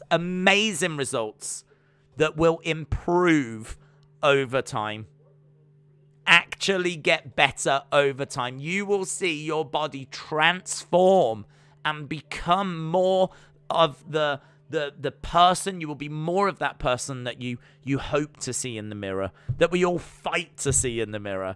The wobble board will give that to you. So don't get sucked into fad trends, fad diets. Think about investing in the wobble board. The great thing with the wobble board as well, the whole family can use it, guys. The whole family can use it. The whole family can use it. Don't just think this is an investment for you. This is an investment in your partner. This is an investment in your children. This is an investment in your parents or anyone that might be living with you. This is very expensive, but do you know why it's expensive? Because it works. And think if you can share that, maybe a few of you chip in together, it's going to revolutionize your whole family. Your whole family are going to be healthier. And can you really put a price on a family's health? Of course you can't. This is guaranteed to get results. Guaranteed to get results. And how many we got? We've still got the 27 left. Guys, they are flying off the shelves right now. We're down to just 27 left. By the way, we are at commercial break at the moment. I've bought 2, says Toon Boy. NXT is over. Now it is just Shopping Days Network. Could you imagine that? Imagine that I just put up that we're watching Raw and then we don't. And I'm just sat here with a load of products. Just, right, we're now going to move on to the blender. You have never seen a blender like this. Here we go. Right, we're done with that. I mean, they're selling themselves. Excellence of executions like sold. I want to get one. Veer should reunite with Shanky, says Delmar. Sounds like Days watches a whole lot of late night TV. Here's MSK.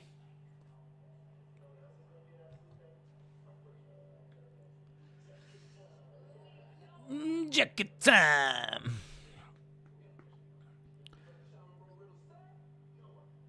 Jennifer Lockhart says, I'm late. Am I in the right place? Have I ended up on Info Shop Days by mistake? Jennifer, shout out to you. Hope you are well. Shout out to Lorelei as well. Hope you are both well. Listen, I'm trying to raise revenue here. Yeah, any kind of revenue streams that I can bring on to the channel, I'm going to explore. Yeah, so I'm sure you don't begrudge me the odd 20-odd thousand pound wobble board sale. I mean, not with technology as good as this, guys. Not with technology as good as this. This is technology that you can't ignore.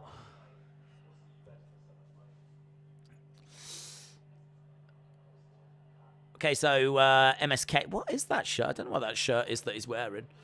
We've got the Dusty Cup, which isn't a cup. Briggs and Jensen. Hello, Legend Killer. Right, here is Briggs and Jensen against the Creed brothers. Jensen versus Creed brothers. This is an interesting matchup, actually. I mean, I feel like the Creed brothers need to win this. But then they've been investing quite a bit in Briggs and Jensen as well, so... what's the difference between a teacher and a train? One says spit out your gum and the other says chew, chew, chew. Coach Co, shout out to you. I actually thought that was Chalmers that sent that in. Wrestling Culture says, I miss the black and gold brand. Yeah, I don't think you're alone in that. Trey said that was Surav from Indonesia. It was Veer's old tag partner. I actually thought he got released. I thought he'd been released.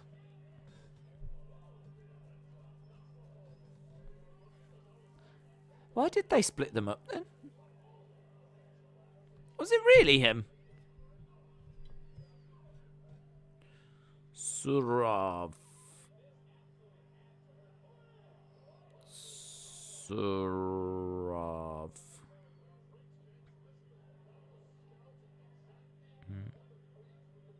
Why did they split them up? I honestly thought he'd been released. And I thought that's why they split him up.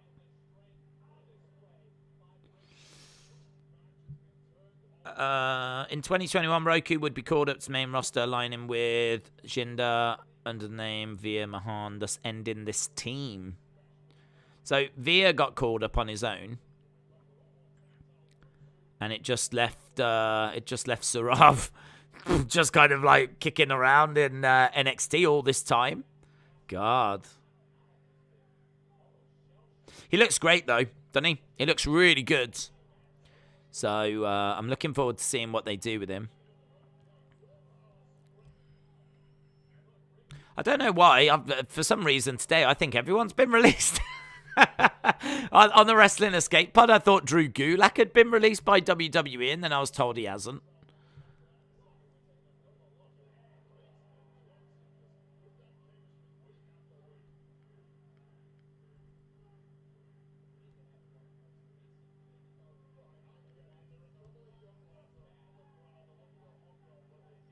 But it says here he has been released.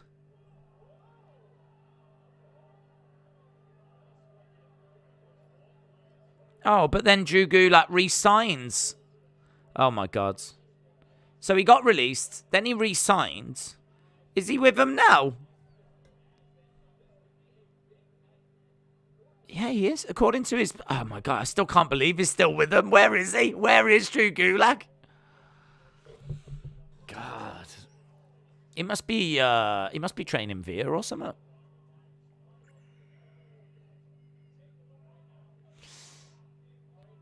Hello. Hope you are well. The wobble board technology is cutting edge, taken from backwards engineered alien tech. It'll take you to a higher dimension. That's true. I don't tend to lead with that, though, because people find that a bit too trippy. Nice takedown, Creed Brothers.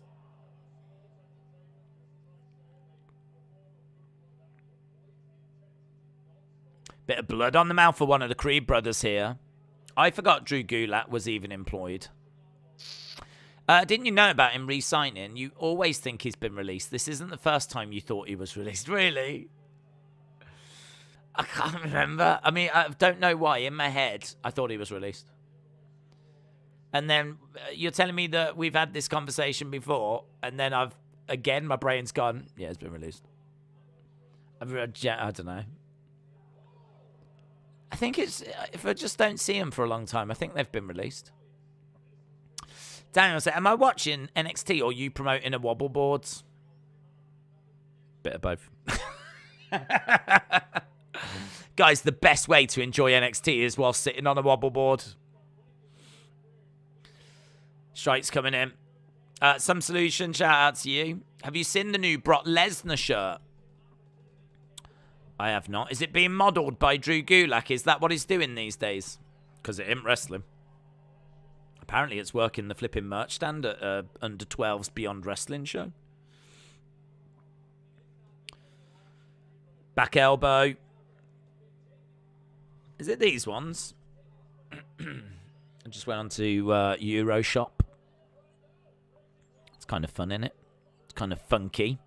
Bit of colour to it. Still black, of course, because this is wrestling. But there we go. Black shirt. It's kind of fun. Bum, bum, ba-dum, bum. Beast Boulevard. Welcome to Beast Boulevard. Bum, bum, ba-dum, bum, ba-da-dum, bum.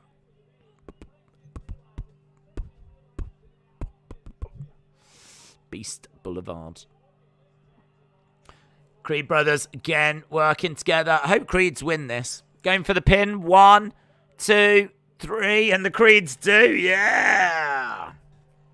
Let me talk to you. Well done, boys. Well done, boys. Creed brothers win. And I think that is the correct result. It's quite a few new Lesnar shirts.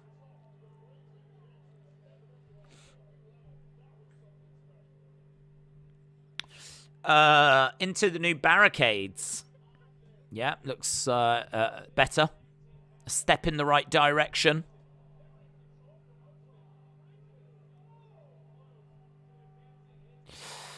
Thank goodness they win. I'm just looking at new stuff on Euroshop. It's got lots of Day 1 commemorative plaques. You can get a Drew McIntyre Scottish Warrior pendant as well. That there, look. New Drew, a bit blurry. Drew McIntyre pendant of a sword, and I think maybe a Drew McIntyre logo on it. That's new, £13. Johnny Knoxville shirt, that's new. What else we got? Those Brock Lesnar shirts, they're new. The WCW Heavyweight Championship, that's new. Roman Reigns red glove, that's new. Xia Li, that's new. There's Drew Gulak, look. Drew Gulak showing off a new Kane replica mask. So, very cool. Good that they're still using him in some way. So, not a great shirt, though. Probably could have done something a bit better. Needle mover. Stupid Lily. Hey, man. There we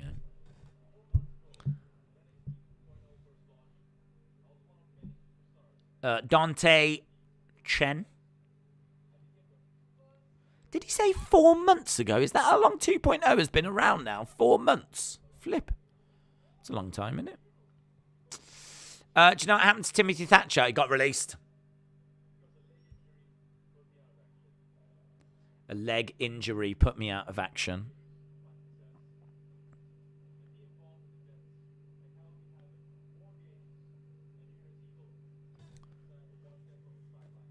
I would have been involved in events, but I had to watch them from the sidelines. God, this is a bit heavy. He lost his dad.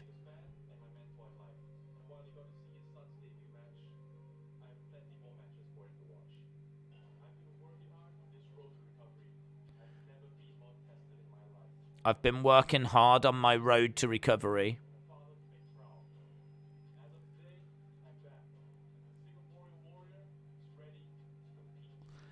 The Singaporean warrior is ready to compete.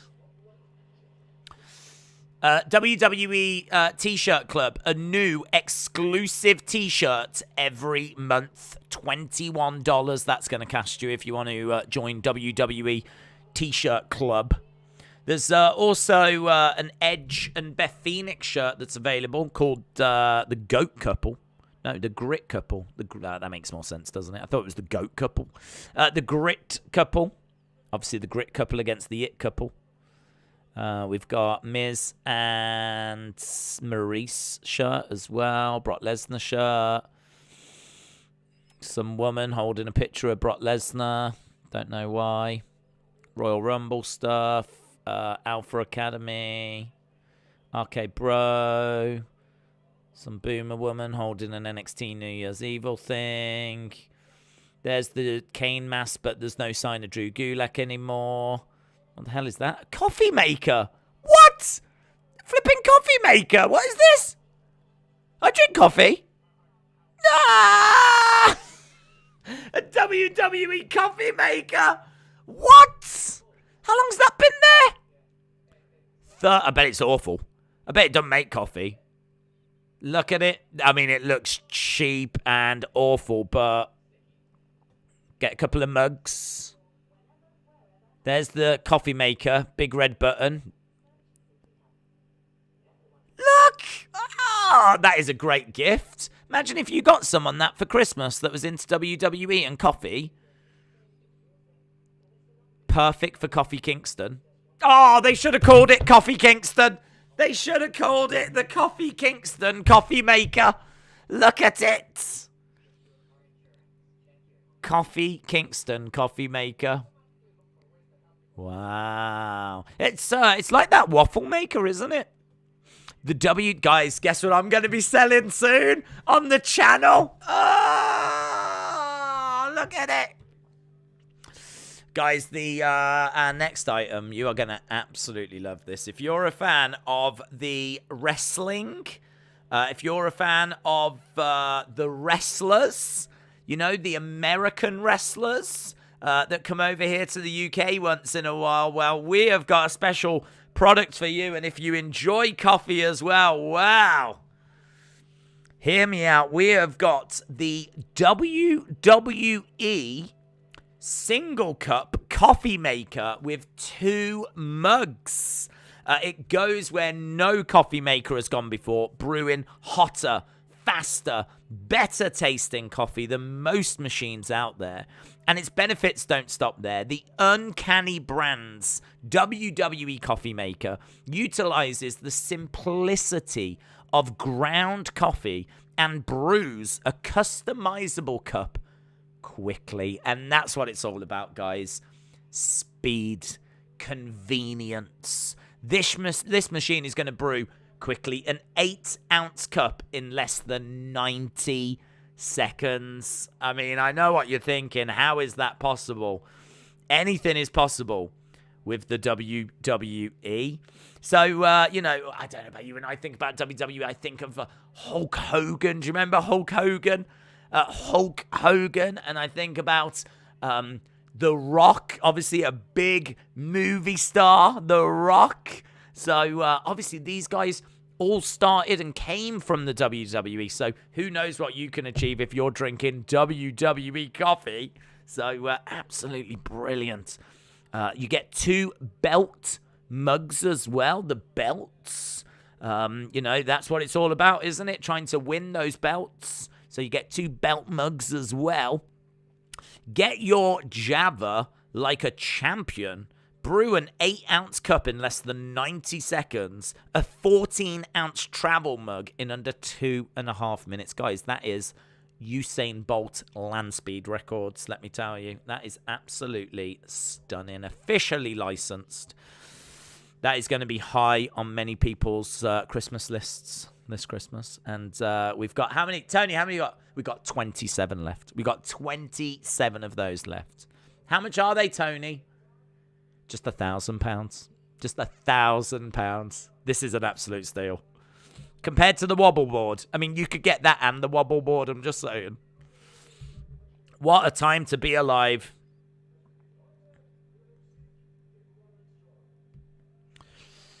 Don't ever forget, we are Imperium. To us, the mat is sacred. Yeah. Right, here we go. Here is Dante's peak. Here's Dante Chen. Here's Dante. Dante's Inferno. Dante's Chen. It looks like some out of Mortal Kombat. Dante Chen versus Jobber. There's going to be no more war games. It's small enough now. You get 2 rings in there. Budge everyone up. Budge over. Imagine when the cage gets lowered as well. There's going to, like, the front row's going to have to, like, duck its head as the cage comes swinging down. I'm like, Jesus. That's how close they are. There might be several audience members that get caught inside the cage. Might be, like, eating their popcorn actually inside. Might be like, oh, I wasn't expecting this. I mean, there's close and then there's close. I think I'm on TV. I think I'm in the match. Wow. I mean, they are close, aren't they? Big Time Baxter said, have you heard about the Finn Balor news that broke today? After the loss to Theory on Raw, I tagged you in a tweet 5 minutes ago. Is it the news that they don't see much in him at the moment? Is it that news? Is it news that he's working with up-and-coming talent? Is it that news? Was moved into a spot that Jeff Hardy had. He's there now to help get younger. Yeah, we've touched on it. This has come from wrestling news, and honestly, I think they've just flipping watched the show. I think that's all it is. I think they've watched the show.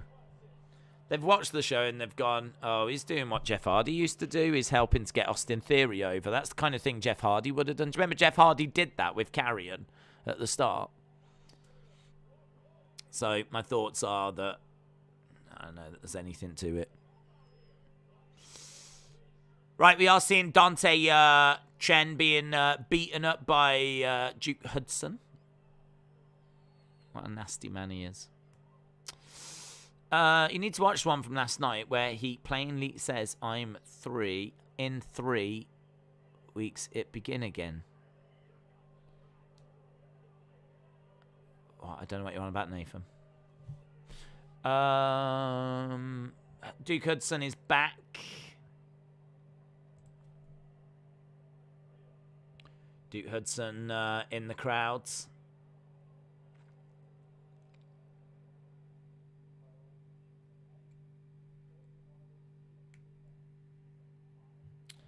Gacy backstage with Haaland.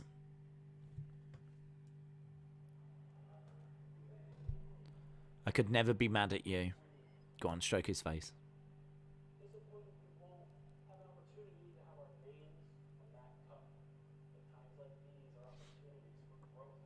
Times like these are opportunities for growth. Yeah, Odyssey.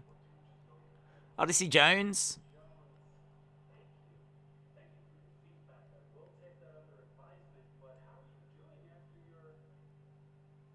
How are you doing after your accident?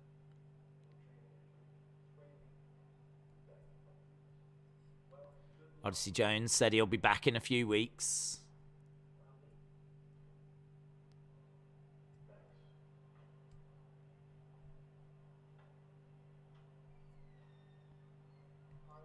Haaland.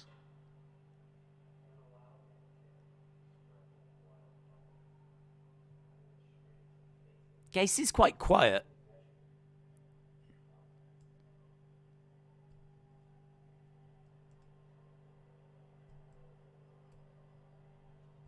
So it looks like Haaland is going to target Odyssey Jones. Here's Tony, and he's got a wreath.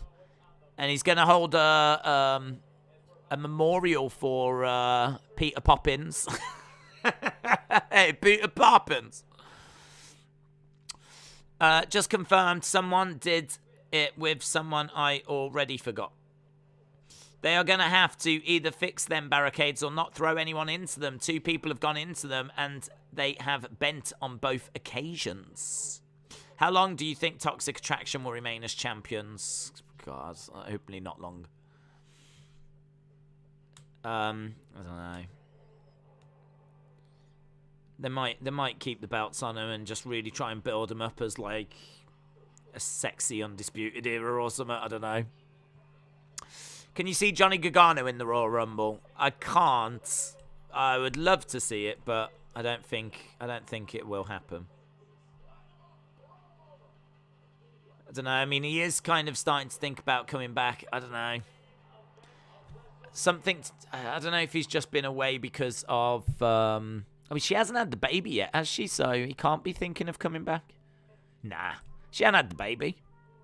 He ain't doing anything until Candice gives birth. Haaland and Odyssey would be a great team, said Zoom Station. Rai said, that was another great web stream. How has NXT 2.0 been over? I'm glad you enjoyed it, buds. Appreciate it.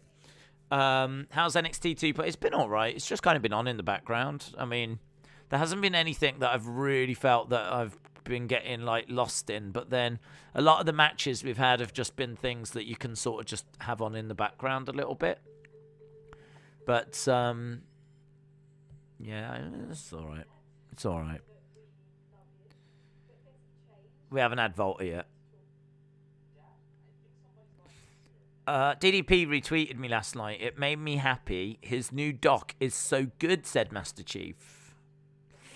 The thing with Balor, when he loses, Twitter goes into meltdown. He's had his fair shares of wins and losses. I think the fans are overreacting. It's moving parts. AEW can't get everyone to a certain level quick. We spoke about that exact point. You just can't have everyone at the top of the cards.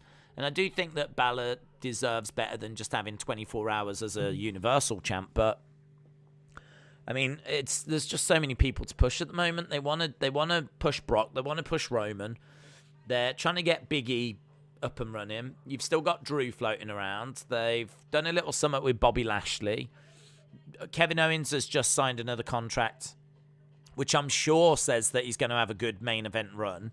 So you've got to have him, factored in as well. It's just really hard to fit Balor in as well. But it's a nice headache to have.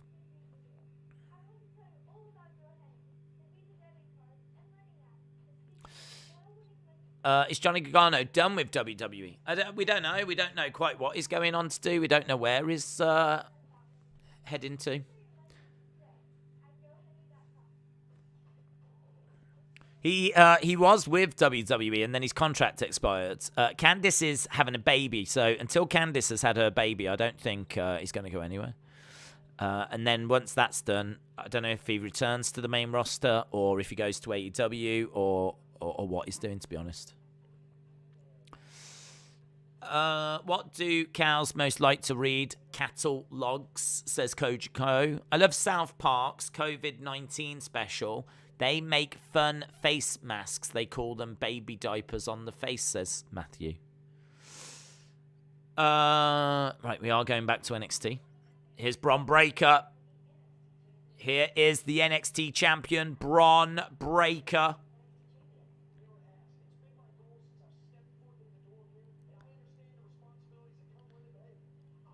I understand the responsibilities that come with this, and I am ready.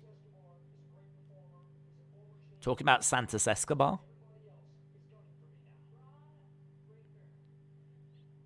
Electra Lopez.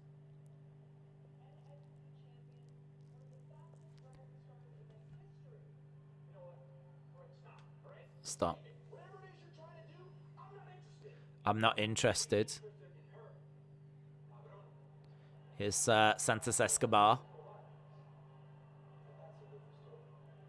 Santos Escobar could be the new Alberto Del Rio.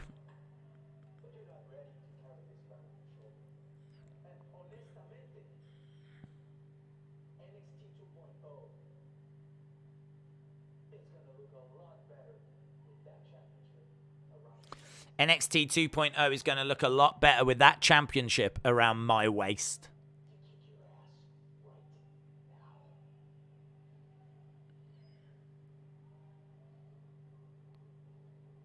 Little smirk. Young champion, you will soon learn.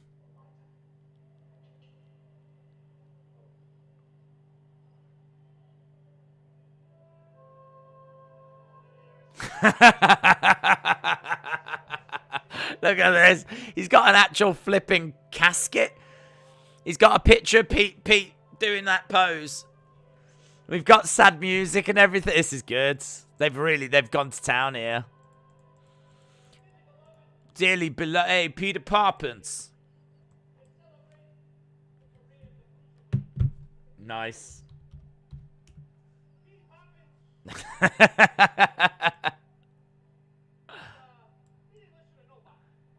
Tony.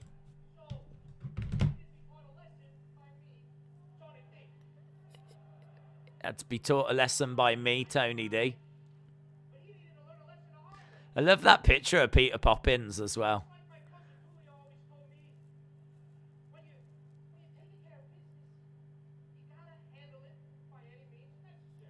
When you take care of business, you got to handle it by any means necessary. This is going to be a closed casket service.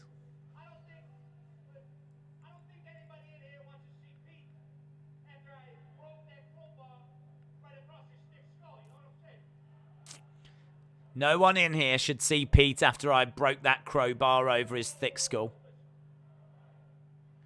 Bruiserweight chance.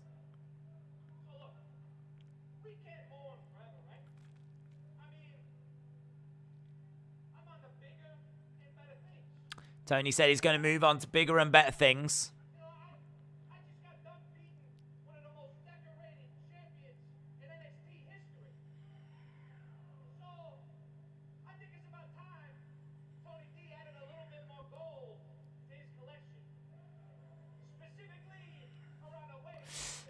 Tony D's eyebrows are doing some crazy things.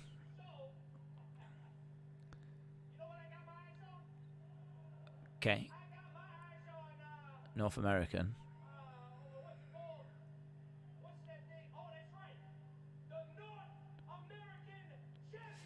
So Tony wants the North American.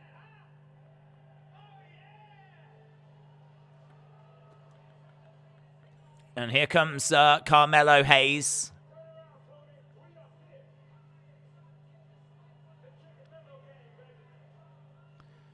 Here's Carmelo. Carmelo, for some reason, feels like quite a big deal now. They've done a good job of making him feel like a big deal.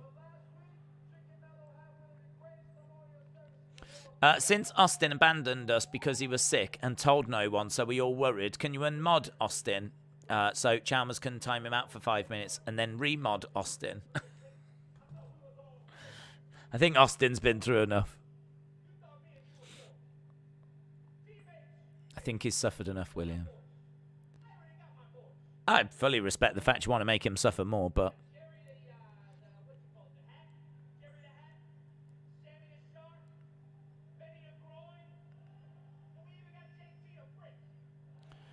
Okay, we've got a little back and forth here. Why is this guy cosplaying as an awful Tony Soprano?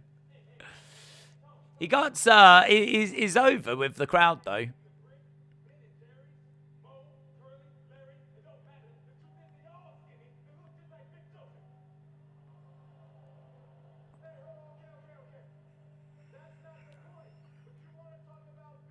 You want to talk business? Yes, please. Okay, this right here is my business, and you need to keep my business out of your mouth.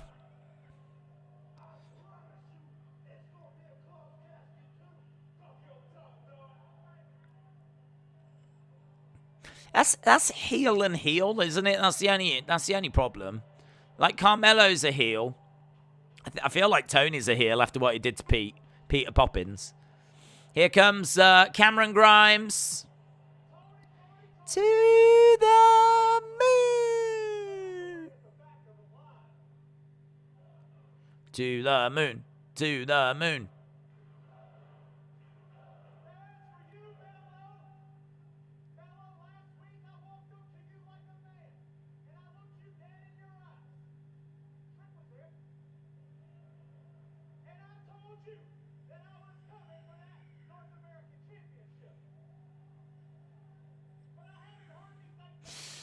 Congratulations to the Jamaican bobsleigh team for qualifying for the Winter Olympics. Cool Runnings is back.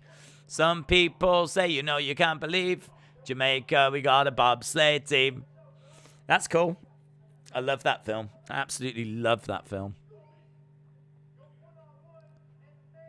I've actually got it on the shelf over there. Check and see where my packages are. 2022 the moon.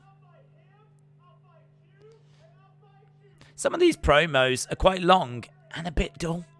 Like, they're just long and they don't really go anywhere. And there's no kill shots. And it's all just a bit dull. And it's all...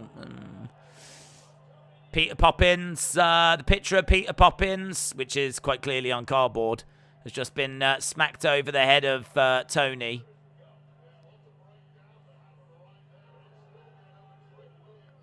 I like the fact Tony's not selling that too much because we can clearly see it's flipping cardboard. To the moon. Cool Runnings is the best. Why does Waldo only wear striped shirts? He doesn't want to be spotted. Nice. Here's Kayden, Kacy.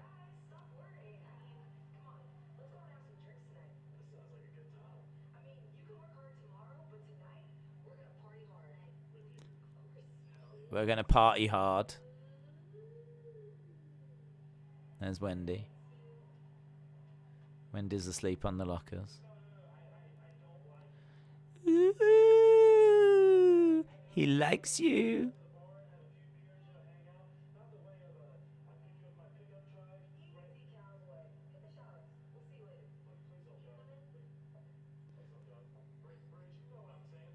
Please don't go.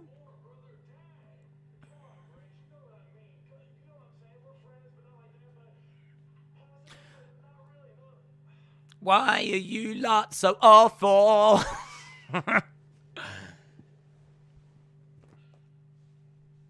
She plays that role well, in all fairness, Wendy Chu. Like, she can actually do some acting. She can actually do some stuff. But the others just seem a bit bumbling. They seem to be really into that Brooks and Jensen. I'm not feeling it.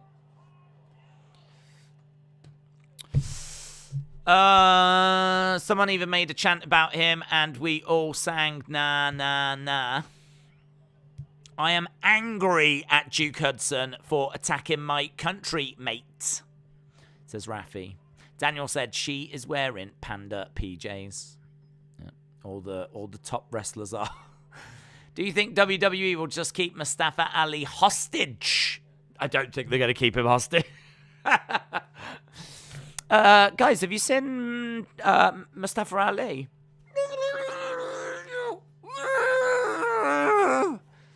I'm sorry, what was coming from that room over there? Can we just have a look in that room, Mr. McMahon? God damn no! God damn it! I'll take a selfie and send it to your mother. Oh, I don't want that. I don't want that. Fair play. Thank you. I'm sorry for taking up so much of your time. Thank you. I swear there's something in there. I swear there is something in that room. No, to answer your question, I don't think they're going to take him hostage. James Chadwick said, talking of Jamaica, they're about to have their first ever Olympic skier at the Beijing Winter Olympics. Incredible. Incredible. Congratulations to Jamaica. That girl that was asleep on NXT 2.0 is a little bit like the orange guy on The orange guy. The orange guy. Yes. Have you been enjoying NXT? I mean, I've been having fun. I don't know if it's because of NXT. It's because of WWE Shop. It's because of ITV Shop Zone. I've just been entertaining myself, really. And NXT's been on. Oh! Halftime scores. Everybody get in your halftime scores. That's right, we're really late. It's halftime scores. I'm really sorry to say. Halftime scores. Everybody get in your halftime scores. Yes, we're meant to have our halftime scores. Even though it's late today. Go on, get them in. Halftime scores. Yes, for 9 minutes late. Get over it. Right, said this weekend's UFC 2 main events are gonna be lit. They are. They're gonna be good, man. Did we do halftime scores? We're doing them right now. 6.9, 7.5, 4.5, 6. Halftime scores plus 9 minutes. 6.5. 5.75, 5.5. Rashawn said, I'm from Jamaica. Are you in the bobsleigh team? Please respond. Do you kiss your lucky egg? Do you? 10 out of 10, 6.5, 6. Do people in Jamaica love cool run-ins? That is the question I want an answer to. Do you know my dad's dream is to go to Jamaica? My dad loves reggae. He loves reggae music. He loves reggae. He loves the sunshine. He's always wanted to go. He's always wanted to go. But what do people in Jamaica think of Cool Runnings? It's a brilliant film. I'm sure they love it. They must love it. They love everything.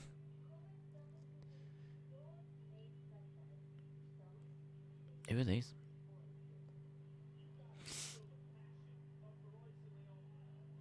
Yeah, we saw these before. Let us show you. I have a black belt in jiu-jitsu. I won a gold medal in Abu Dhabi for jiu-jitsu. Oh, all right.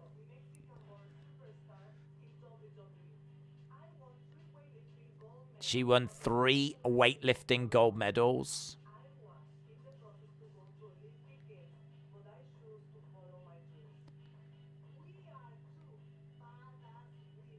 We are 2 badass women.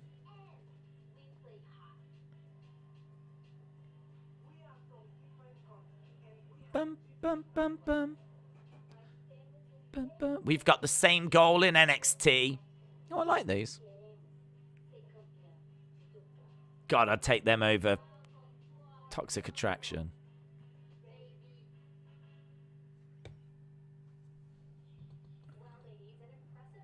That's a new thing. Look how excited they are. What's her name? Valentina Faros. We are so excited.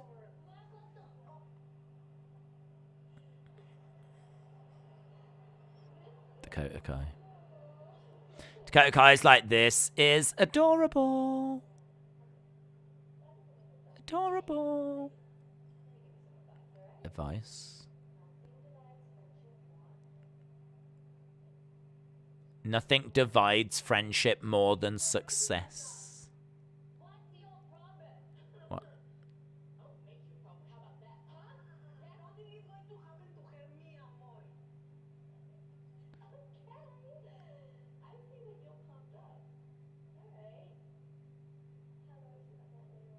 How about we see about that later tonight? Bye. Bye.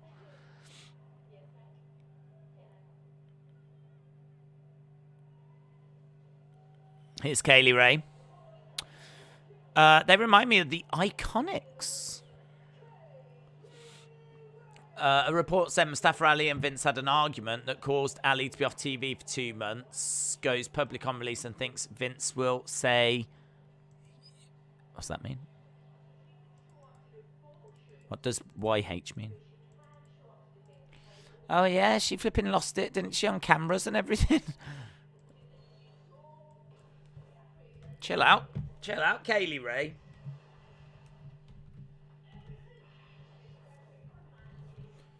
Jobber.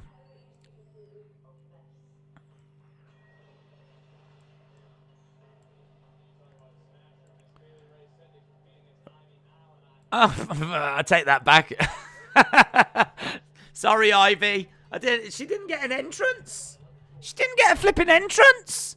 I love Ivy, Niall. Ah, I feel bad now. Come on, Ivy. Let's go, Ivy. Let's go. Let's go, Ivy. Let's go. Can't believe you guys called her a jobber. That's horrific. Sean said, yes, we do like cool run-ins. We all do. We all do. The city of Manchester was founded in AD 79 when soldiers built a... Soldiers built a fort called Mammuseum, which means a breast-like hill. Do you know... Made the damn mistake, didn't I, of reading the comment before seeing who it was from. Gotta learn, haven't I? I've got to learn. Would you say Dakota Kai is 33 years old? She's still considered a future upcoming star? Yeah.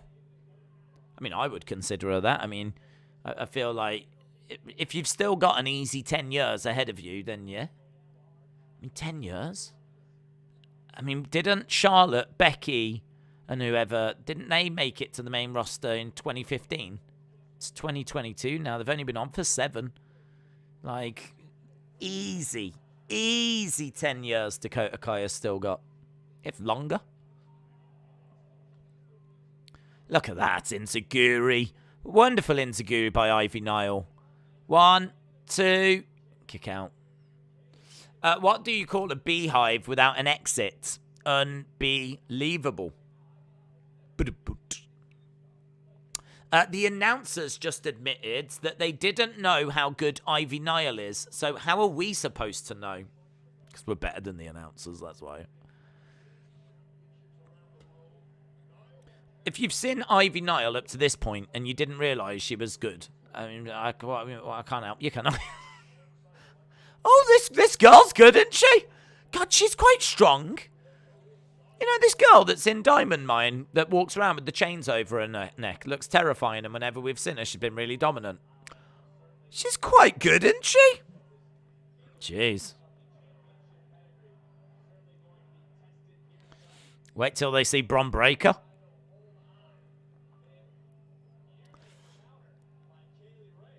Ivy. Charging over, back elbow by Kaylee Ray. Ivy again charging over.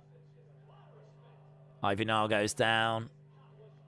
And goes down again. Kaylee Ray grabbing Ivy.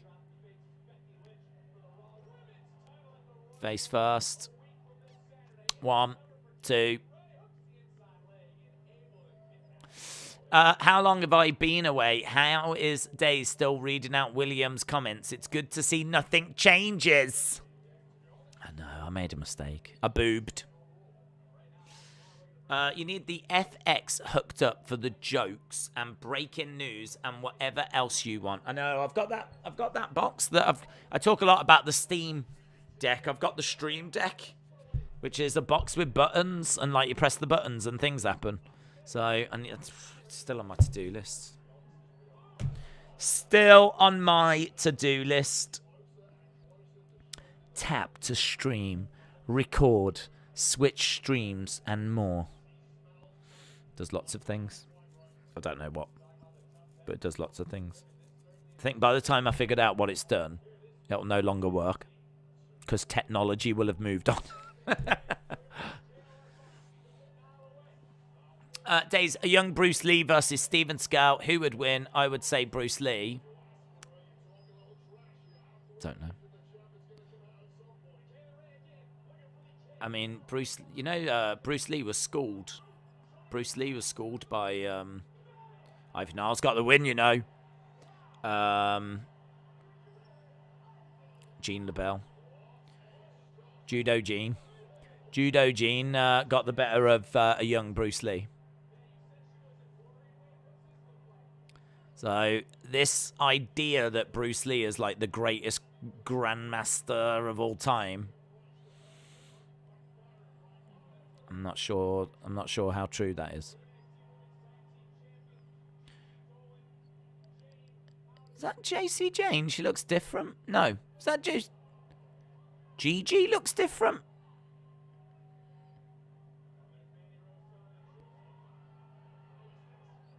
What's happening now? There's lots happening. Lots of things are happening. Jacey Jayne. Is it just me, or does Gigi look a bit different? I didn't even recognize it was her at first. Indi's got into the ring. There's Persia Pirotta.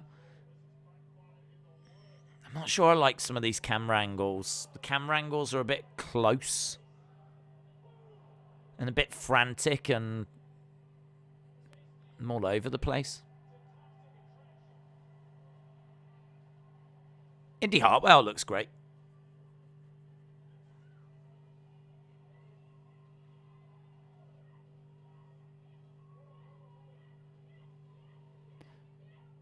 Yeah. Haaland is beaten up Odyssey Jones.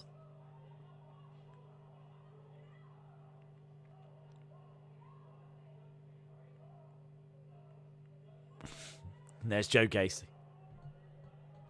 Oh, yes. My Haaland is here. You went full on Paul Bearer there. Oh. Haaland has attacked Jones. Days, you need to do an infomercial for the Stream Deck XL for late night TV. You're absolutely right. And once I figure out what it can actually flipping do, then maybe I will. Kaylee Ray went from being someone to take the title off Raquel, then NXT 2.0 happened, and things went 180. Michael, hello. LS Dub. Said, why are there blue ropes? I just turned the show on. Don't know. There's also people a lot closer to the ring. The ringside area has evolved. Basically, NXT 2.0 is now NXT 3.0. Facts. Daniel said the camera really zoomed into the point where I couldn't realize how everyone was. NXT 3.0. I googled UK names. I've never seen such filthy content. What do you mean? What do you mean? Hunter said, I made a stream. Hunter. Rochelle. Shout out to you, my friends. Hello. Welcome. This is a safe space. I feel like Joe Gacy. This is a safe space. We are at commercial break as we're... Gigi looked like a colouring book. We are at commercial break as we're heading towards our main event, which I think is going to be Volta against Roderick Strong. Should be the main event. We've got about 38 minutes to go. Nottingham translates to homestead of the family of a man called Snot. The origins come from Anglo-Saxon times, where the city came under the rule of chieftain, and it be known as Snottingham. Is that true? I googled rude place names of the UK. We do have a few of those. The Blue Ropes make NXT 2.0 look like a circus. Days, are you doing Winter Olympics? We'll probably do opening ceremony and a few of the events, but we won't be able to do like the all-day ones we did for the Summer Olympics because we've got that football channel now. We didn't have that before. Doink confirmed for the Rumble, says Jimmy. Bruce and Vince idea for NXT 2.0. Days, lots and lots of fans. Do you think Ember Moon will be back? I don't think so. I don't think they really saw anything in her, which I think was a real shame because I really liked Ember Moon. I thought she had a good look. But I don't think there was anything there that they were really taken with, to be honest. Why was the robot so tired after his road trip? He had a hard drive. Oh, I like that one. I like that one. Why was the robot so tired after his road trip? He had a hard drive. That's good. That's good. That's good. Right, we are still at commercial break. Kaylee Ray, Ivy Niall. Ivy Niall gets the win. I don't know. There must be something else other than Volta and Roderick Strong. I can't imagine that's the only thing that's left. Oh, Dakota said, I'll see you later. So we got that Dakota thing, haven't we? To that woman. Oh, who's this woman? Oh, it's Saray. 2001 was my first year. Saray is lost. Nothing I do is working. Why can't I win? I returned to Japan to recover both physically and mentally. Why is she, like, got her hair in her... Why is she wearing glasses and all this? I found a necklace. Grandma was my hero. What's this? She was strong and taught me to never give up. It's like a flipping Pokemon thing. Thanks to finding my necklace, I feel I can conquer the world. What is going on? The necklace reminds me of who I am.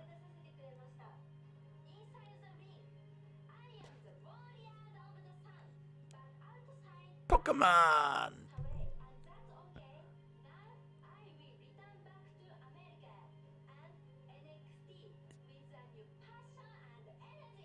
I will return back to NXT with new passion, energy, and my necklace. God, that is wild, isn't it? That is wild. Saray, with her necklace, is coming back. I love the idea. They're like, oh, God damn, we've got to give Saray a new gimmick. Give her a necklace. Sorry, do what? God damn, we'll say it's her grandmother's necklace.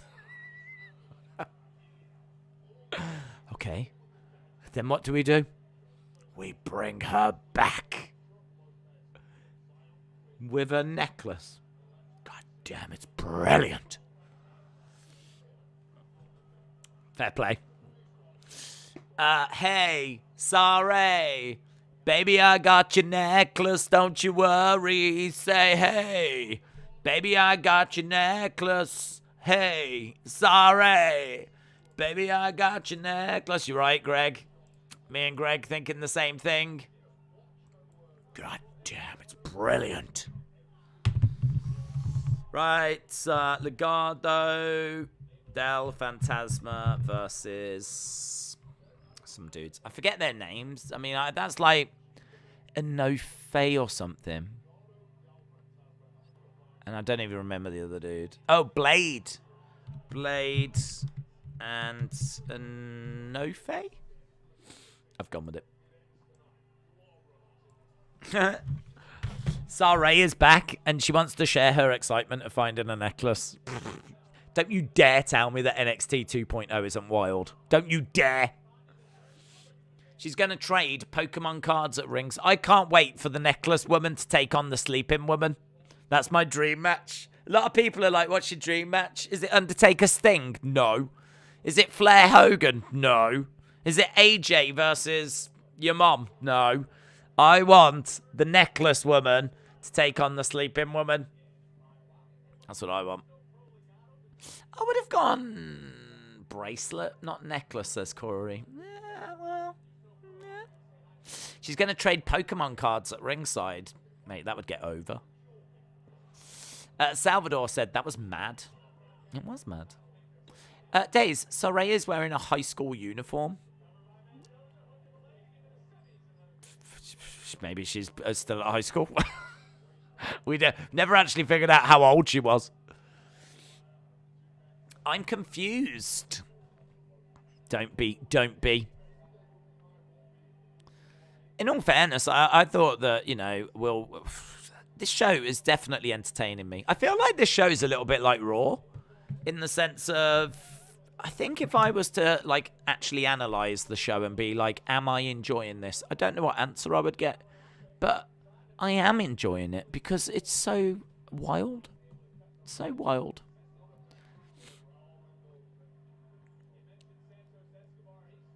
I think a Pokemon is going to come out of her necklace. Oh, my God. I'll stop enjoying it then. Are you going to go to any of the Commonwealth Games in Birmingham this summer? Sadly not. I was quite taken with it. And I think I probably would really enjoy to go and see some of the, there's some great stars and people that I've, enjoyed watching in the Olympics. There's loads actually. There's that high jump woman. Do you remember that high jump woman didn't she do the high jump? And then she used to go sit back down and jot it in a book. Do you remember her? She was class. There's loads of people like that I'd love to go and see. Here's Bron Breakker. Bron Breakker grabs Santos Escobar. He's got him over his shoulder. Why is Santos Escobar not struggling? Why is Santos Escobar not struggling? Santos Escobar's just on the shoulder like that, and he's just like... He's done a Wendy Chu and fallen asleep. Legado del Fantasma have been eliminated thanks to that distraction. That's cool. Enofe and Blade are victorious. Santos got involved. And then Bron came down.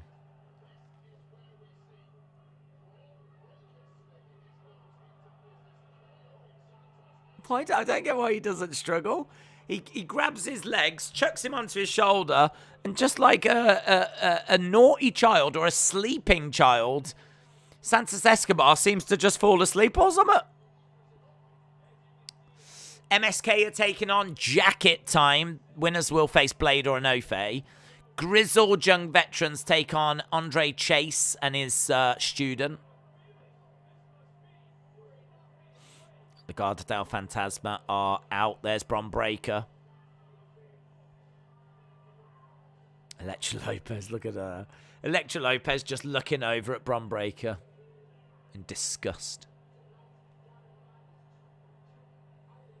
Oh, I tell you, if only Santos Escobar had a necklace. Oh, God, damn it!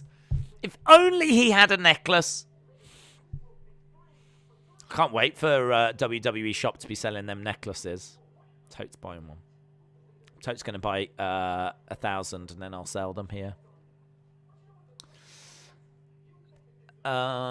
You can move, Santos. I know, it's just like...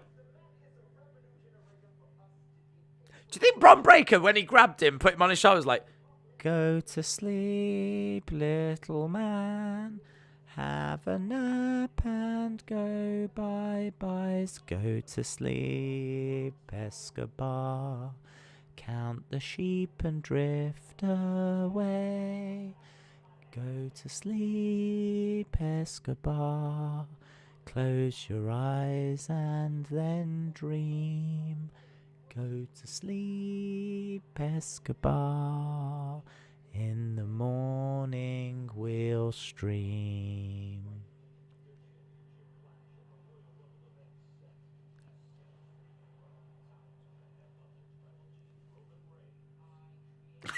I don't know why. He just... Everyone's falling asleep. What's Wendy Chu? Whatever's going on with Wendy Chu, it's flipping catching. Whatever's happening with Wendy Chu is going around the NXT 2.0 locker room, and they're all like, I'm falling off asleep now.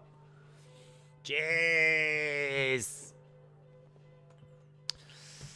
All I'm thinking now is I want that necklace. When is that necklace available on WWE Shop? That's all I'm thinking. Get me that necklace now. I mean, I honestly am not going to want to put on my Japanese schoolgirl uniform without that necklace. So, I'm just warning everyone. Don't you go expecting me to wear that Japanese schoolgirl uniform that I've got until I get that necklace. I need to do my hair in the little pigtail things. I need to have the round glasses. For Halloween, I'm going to cosplay as Shirai. That's what I'm going to do for Halloween. The necklace will be out by then. He was just probably just telling him the results from recent Raw episodes. It's true. Probably just showed him a little clip of Raw. That'll do it. Right, we are back at commercial break. We've got 27 minutes to go. 27 minutes to go. You ain't going to be asleep when Volta's around, I can tell you that much. Days Thierry Henry or Mo Salah?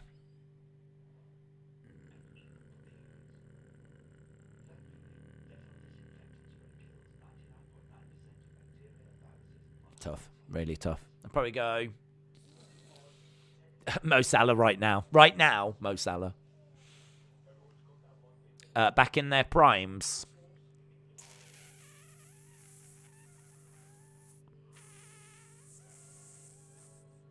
Mo Salah. There goes William and Austin's brain thinking of Days in a Japanese schoolgirl uniform. Oh, yeah.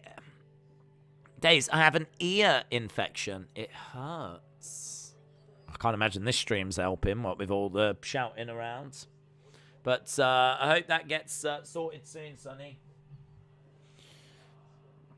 Sorry, I hope that gets sorted soon. I've watched the new Pokemon movie on DVD. I thought it was a good movie. Sunday night last week, says Matthew. If anyone sends Days that necklace, you are on my death list, says Jimmy.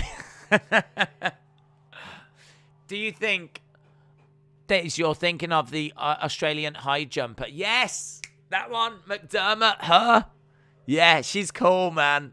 I really like her. I really like her.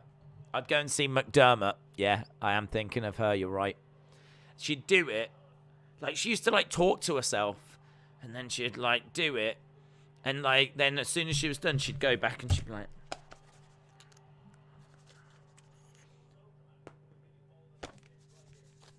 Yeah, she was so... But she was, like, so... She was such an interesting character to watch. Yeah, she was cool, man. There's a few of them that I'd be interested in seeing, but she's the first one that comes to mind. Here's Solo Sikoa. Oh, God.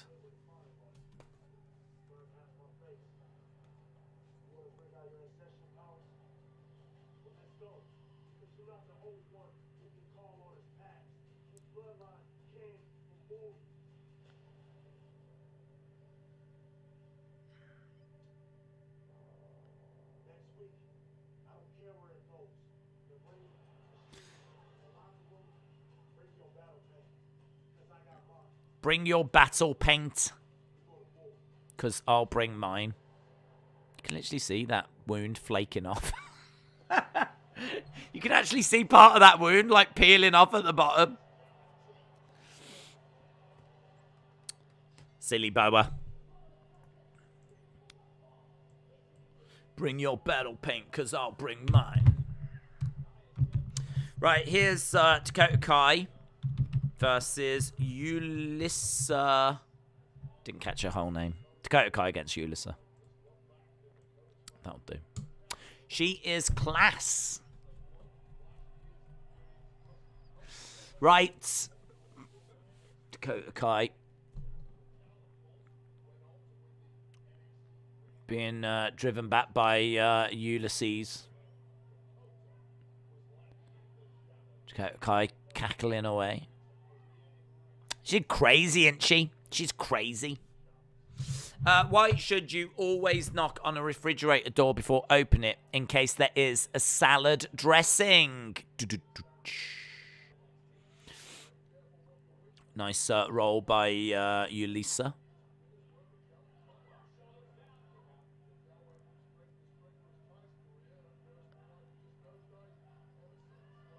Charges over, face first into the corner. Strikes coming in by Dakota.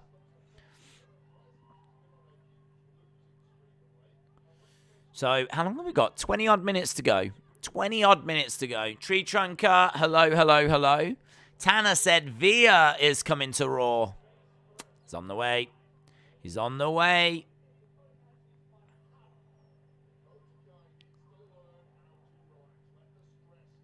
Dakota Kai rolling up Ulisa. So, Volta against Roderick Strong is our main event match of the evening. That's what we've got to send us home. And then we are done for the evening. We are back tomorrow on Football Days with Brentford against Man United. I need to set that up, actually, straight after this stream. So we do have Brentford versus Man United tomorrow. And then, obviously, AEW Dynamite as well. There is a football game on Thursday that we're doing. But I really need to be doing research because I think there's about 15 fights for UFC this weekend. So we're right back on that non-stop schedule. Dakota Kai telling herself that it's fine. She tried to get a pin, but Ulisa kicked out. Into the corner goes Ulisa. She slumps down. Dakota Kai going against the ropes. That might be it. One. Just a one. Grandmaster Yoda said, how do you feel about Bam Bam Bigelow? Legend. Legend. One of the best big men in the history of wrestling. Had really interesting because I believe he had a little run in WWE in like the late 80s, mid to late 80s. He ended up going over to New Japan. He was in a tag team with Vader, and I think they won the tag titles together, and then ended up coming back to WWE, and obviously WrestleMania 12 main evented with Lawrence Taylor, and the reason they did that is because they trusted him. I mean, think about that. They had Lawrence Taylor. They needed a monster to put in there with him and someone that they trusted that could get a good match out of Lawrence Taylor, and then went with Bam Bam Bigelow. I mean, it says it all, doesn't it? If you think that Bam Bam was just a big guy that couldn't really do much, you're wrong. Very, very good wrestler, very competent wrestler, and someone that WWE trusted to main event with Lawrence Taylor. But so agile, you know, brilliant from the ropes, you know, with his kind of splashes and moonsaults and, yeah, great agility. Played the role of the big man really well. Iconic ring attire as well. His ring attire was so iconic. I loved his entrance music as well. Bam, bam, boom, boom, bam, bam. He was kind of cool. I mean, obviously, there's been a lot of people that have kind of come along since that you go, oh, they're a bit like Bam Bam. You know, like maybe a Bronson Reed, maybe a little bit of Kevin Owens. You know, quite a few people that have come over in the years. But his influence was incredible. Maybe the most agile big man. Maybe the most agile big man.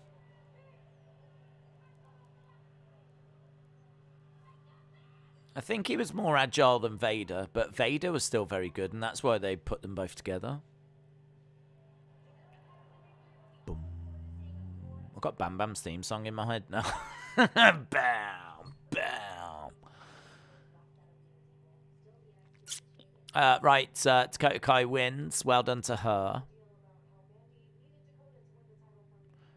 Now we're hearing from Raquel Gonzalez. Days, I know it clearly hasn't been advertised enough, so if you didn't know, Veer is coming. Days, I agree, says Rye. Bam Bam ECW, yeah, good shout. Bam Bam and Vader in New Japan was unstoppable. Here's Cora Jade.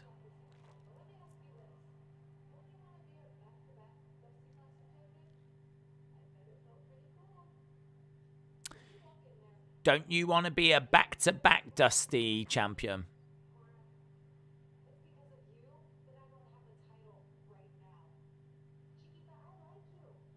Chiquita, I like you.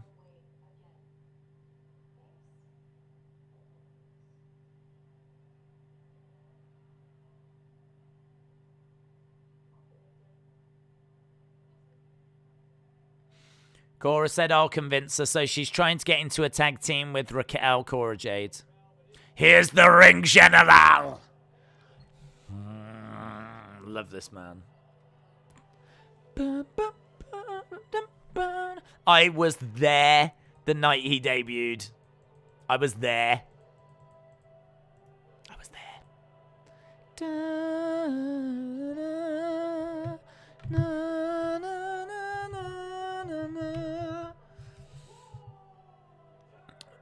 Volta!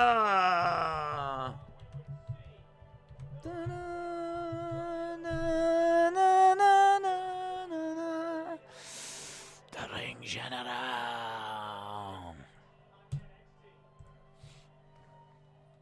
Volta! Volta! Volta! The ring general is here. It's exciting, isn't it? It is exciting. Right, we are at commercial break. We've got 16 minutes to go. 16 minutes to go. The Ring General.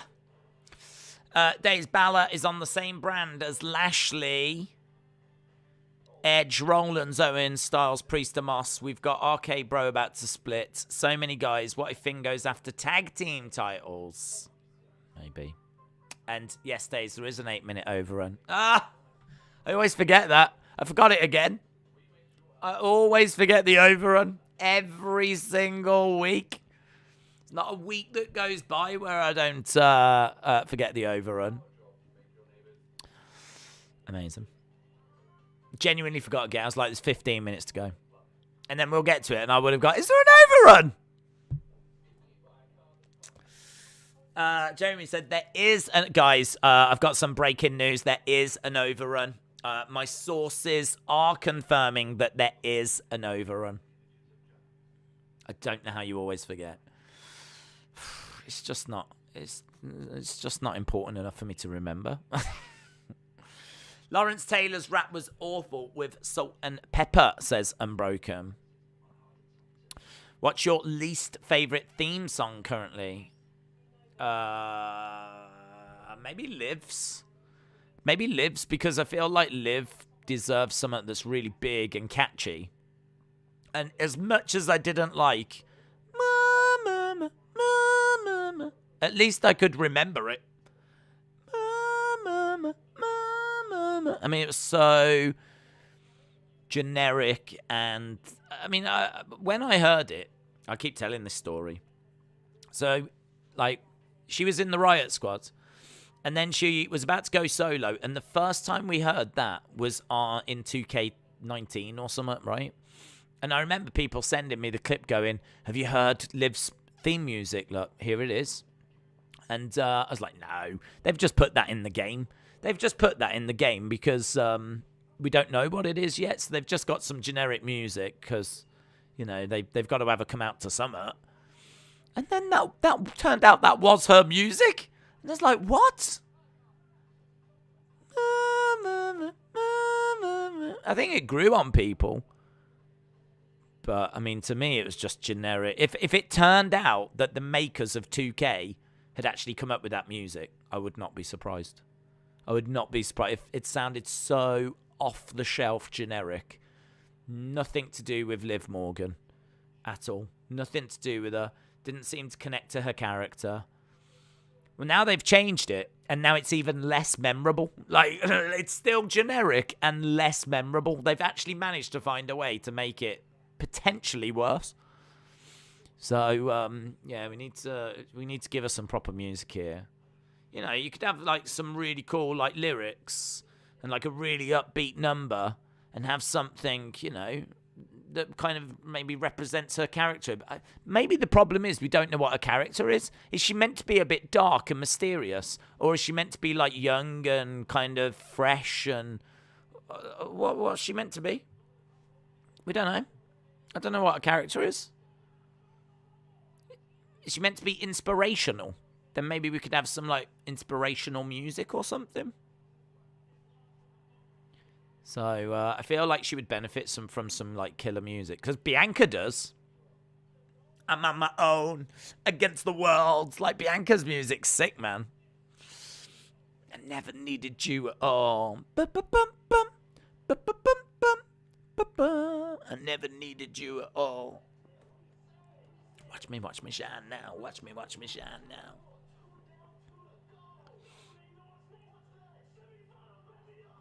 Two down, 2 to go.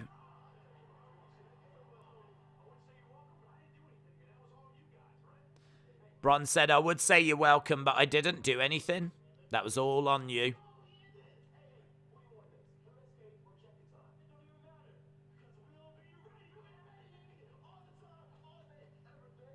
Oh, they've made these two really likable.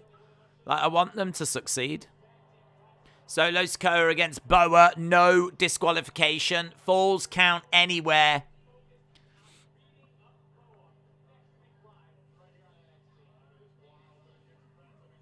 Just the fact that, I mean, I know I should ignore it.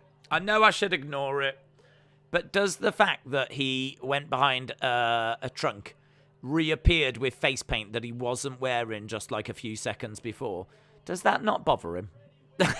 I mean, all he said is bring your face paint, bring your war paint, because I'm going to bring mine. But it's like, doesn't it at least make you ask a few questions? How about the fact that he threw fire in his face? Does that not, I mean, does this not like, how is it not part of the story? I mean, it kind of is, but then it's like, we're going to ignore it. Because it's mysterious. Here's Volta. Grandmaster Yoda said, big fan since 2017. By the way, you like Led Zeppelin? Really like Led Zeppelin. I've got, that's a weird thing to add. Am I wearing my Led Zeppelin? Yeah, I really like Led Zeppelin. I spoke about them the other day. I like their first 4 albums. Led Zeppelin 4's obviously probably my favourite. It's probably the one that's regarded as their best album. And it's the one that's got Stairway on. But that's obviously the track that got me into them first. But then when you start like exploring the back catalogue, Kashmir and Whole Lot of Love and Gallows Pole, which is on that album as well. Yeah, brilliant. And as we said, you know, Robert Plant's local celebrity. He comes from where I'm from. And I'm not going to tell my Robert Plant story again. I've told it too many times. But yeah, Grandmaster Yoda, shout out to you. That was the Iconics theme song, not Liv Morgan's. What was? What the... That's Liv's. It reminds me of when Alexa threw fire in the face of Randy. Hook was the best theme in all of wrestling. Houses Are Holy. Do you know, Houses Are Holy is probably the album of theirs that I've not... Houses Are Holy and Physical Graffiti, I need to give those albums more attention. I've given a bit of time to like 1 to 4, and then Houses Are Holy and Physical Graffiti just haven't given enough attention to. And Physical Graffiti is right up there with being regarded as one of their best albums. So I need to give that a bit more... I need to go back to it.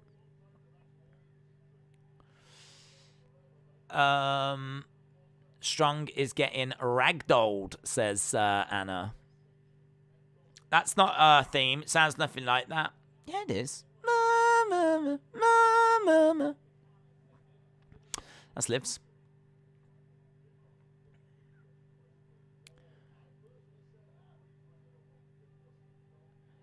It's not her theme now. They stop disrespecting Liv Morgan's Nana theme. Yeah? It sucked. It sucked. And the new one sucks even harder. You need to get her somewhere. Even if you're a Liv Morgan fan, you need to... You surely should be on board with one better than that for her. Bianca's got a theme that gets you going, that gets you, like, fired up. And she deserves better than that theme. I'm not even having a pop at Liv. I'm saying she deserves better. I'm having the opposite of a pop at Liv. I'm trying to stand up for Liv.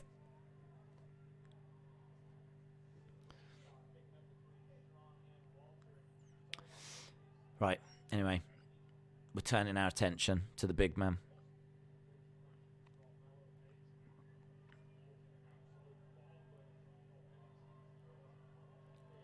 Volta picks up Roderick Strong. Roderick Strong's got a headlock on here. It's going to be a tricky customer to get past, isn't he, Roderick Strong? Should be a good match. Nice strike. Over to the corner. He tries to grab Roderick Strong. Forearm strike by Roderick Strong. The forearm strike's coming in. Big chop there by Volta, and the crowd react. Roderick Strong selling it. Yeah, I mean, you can see that Volta has kind of gone through a bit of a body transformation. I'm telling you, I think they want him to slim down, and they want him to get a bit of like muscle definition. I think he's doing that.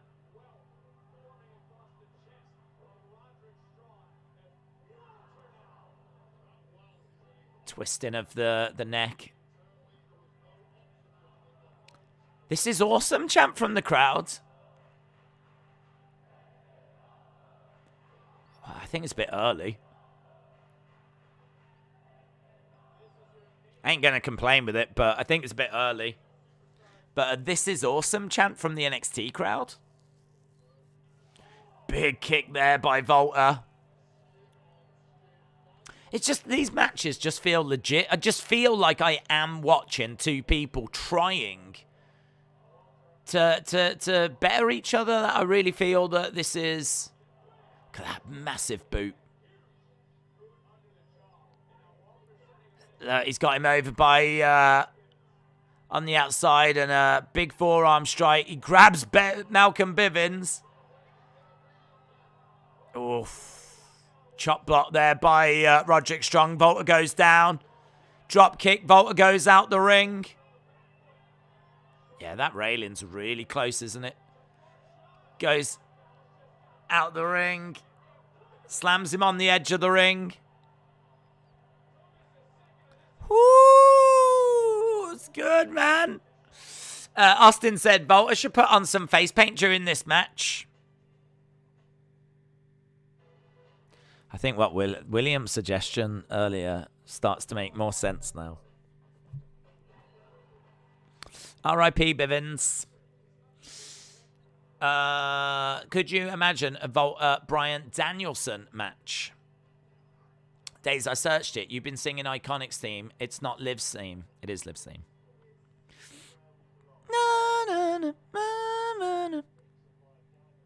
James Chadwick said, the only chop I want is a pork chop. They're making Volta look strong. I like it. I like it as well. I like it as well. Who is Volta going against? It's on screen. This match will certainly place Roddy to AEW. Roddy is the last Undisputed Era legend, so he is going to get buried by Vincent Kennedy McMahon.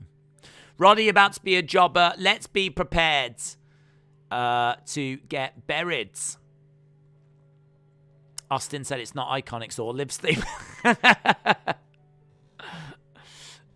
Are you kidding or are you serious? I'm serious. Na, na, na, na, na, na. I'm channeling my inner James Chat. No, you're not. Otherwise, you'd be having caps lock. Don't you lie. Stop lying to this community. Austin says, I want to be chopped by Volta. David said, Bendy, chew, sleep, sleep. Sleep, sleep. Morgan has had 5 themes already, and all of them suck. They all suck. You know all them themes that Liv's got? They all suck. Well, I demand a lot of money if I'm going to be chopped by Volta. Stop singing, it hurts my ears. What? Liv Morgan's theme? Not a new one. Not the new one. I agree. It's not her current theme.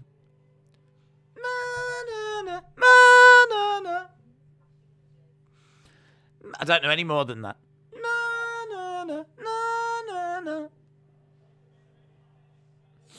Kick to the midsection by Roderick Strong.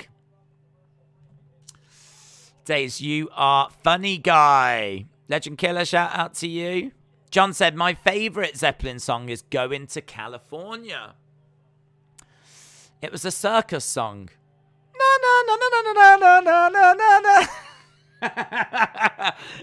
Liv Morgan.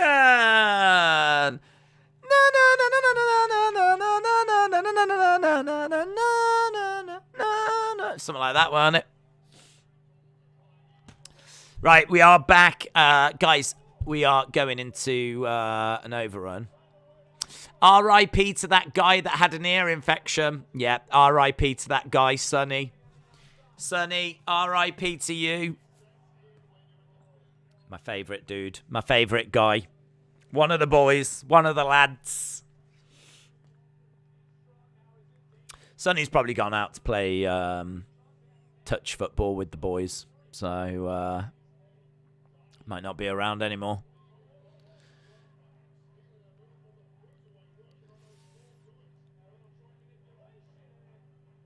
Nice kick out by Roderick Strong. Days, stop.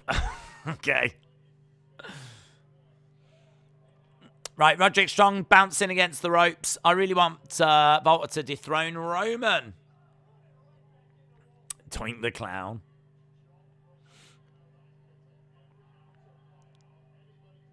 Against the ropes goes Roderick, colliding into Volta. Volta with a clothesline. Roderick Strong goes down.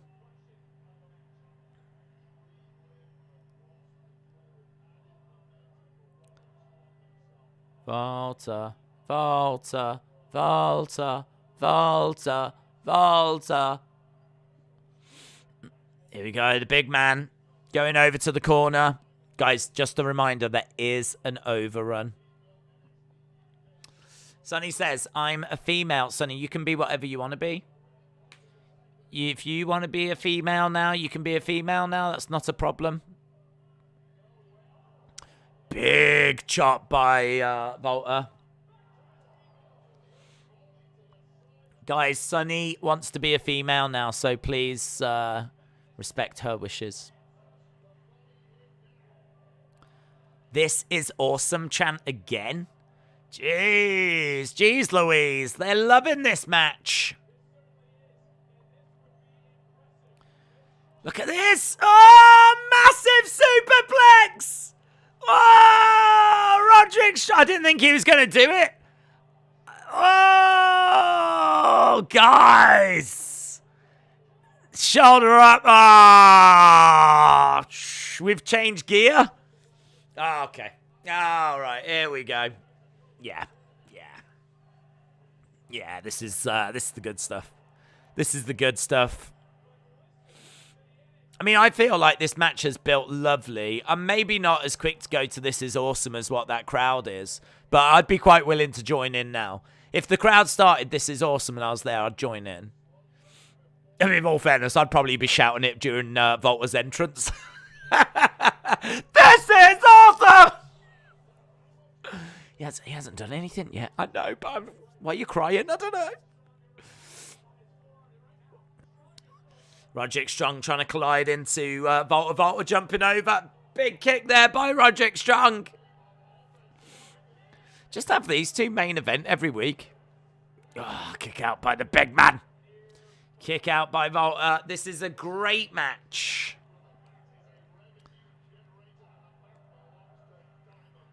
Fight forever. Guys, special musical performance next week from Ollie J. She's got boobs. Roderick Strong trying to grab the legs of Volta. Charging over again, trying to grab his leg. Going for a big chop there by the big man. Roderick Strong goes down. He picks up Strong. Going for a double underhook. Looking for some sort of pedigree. He drives Roderick Strong back into the corner. Oh, plants him down.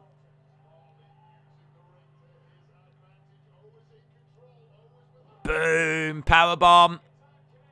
1, 2, 3. It's a big win for Volta.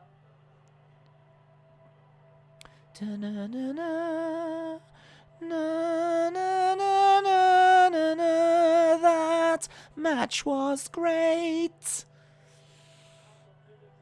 Malcolm Bivens can't believe it, and I don't know why.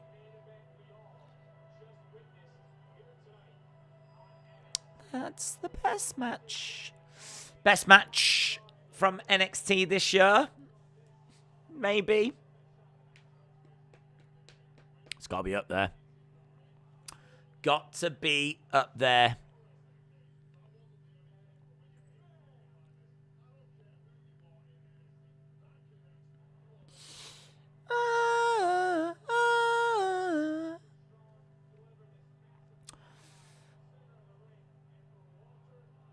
What a match. Liv is still better, says to boy. Oh, he's going to speak. Liv ain't better than this.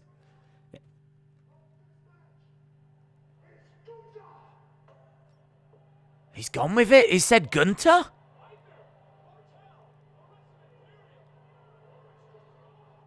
He said Gunther. He said the winner of this match is Gunther. No, they can't go with it. They can't go with it. He said the winner of this match is Gunther.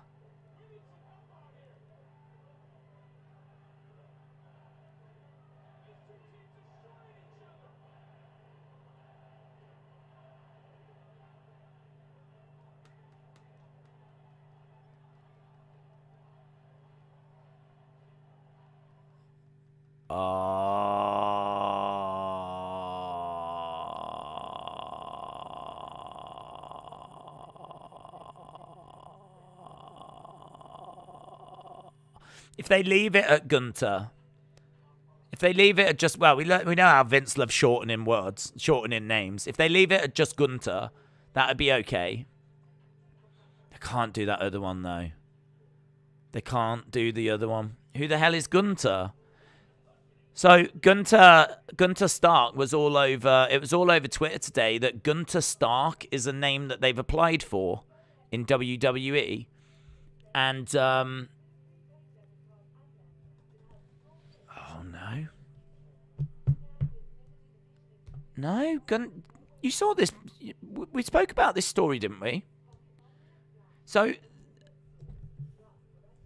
oh my God. It's all over Twitter today that Gunther Stark is a name that's been applied for, and it's actually the name of an actual Nazi commander. Look, I'm in shock. I've dropped my phone. This was sent through by Wyatt is King. So Wyatt is King sent this through, and it came from Jericho. Look, WWE applies to trademark name of a Nazi commander, and that name is Gunther Stark, apparently. So Gunther Stark is a Nazi commander, and I looked at that, and I was like, nah, they won't do it. They won't pull it. They won't. Not as soon as they realise that there's going to be a massive backlash towards him changing his name to. There's going to be a huge backlash on that. It's going to be a huge backlash. Why have they done that to him?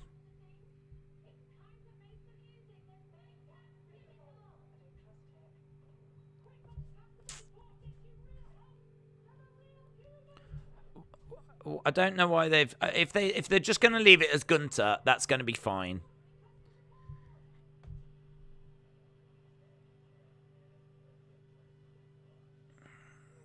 So here's the Cultaholic one. So WWE files trademark for Gunther Stark. Could Zoe Stark be getting an on-screen family member? WWE filed a trademark for Gunther Stark on January 13th.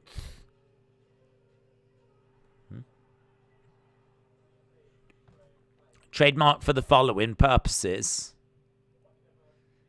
Can't even read it. There we go. It's probably better if I read it, isn't it? Trademark is filed, namely wrestling exhibition performances by a professional wrestler and entertainer. Providing a website feel, fan services, blah, blah, blah, blah, blah. First pointed out, Gunther Stark is potentially problematic. Gunther Stark is actually the name of a captain lieutenant that served in the Navy of Nazi Germany during World War II. Stark was a U-boat commander that operated in the English Channel until he died in 1944. I mean, naming one of your wrestlers after a German U-boat Nazi.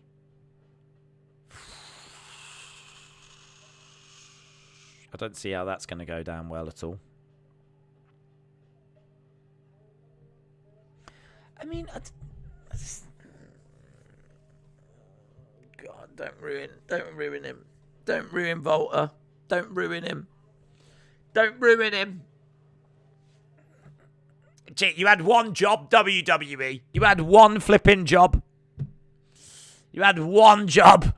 I mean, hey, guys, who had 2 weeks on there? How long will it take to ruin Volta bingo card? On your, how long does it take to ruin Volta bingo card? Who had 2 weeks? Did anyone have 2 weeks?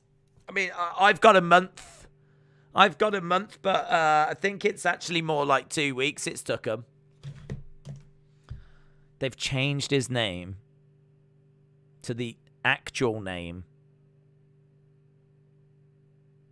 of a Nazi U-boat commander from World War II.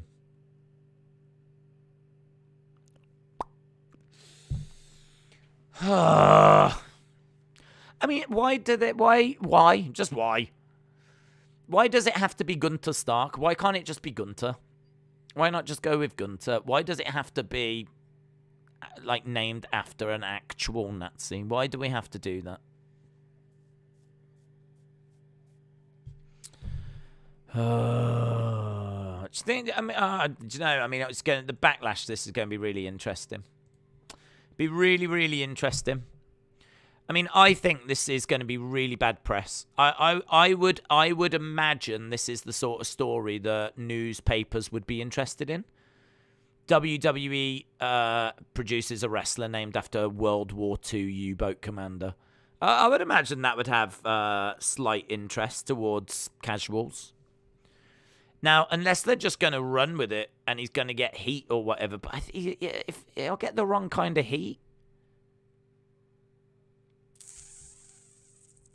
I don't get it. I don't understand.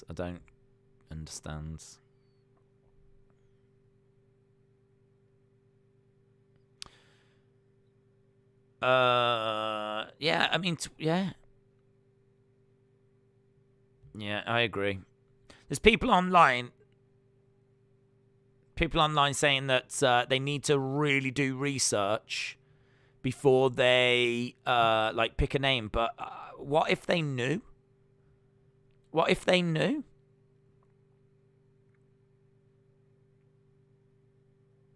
Gunther Stark, if you do a Google search, you will quickly realize the name belonged to a Nazi Marine officer.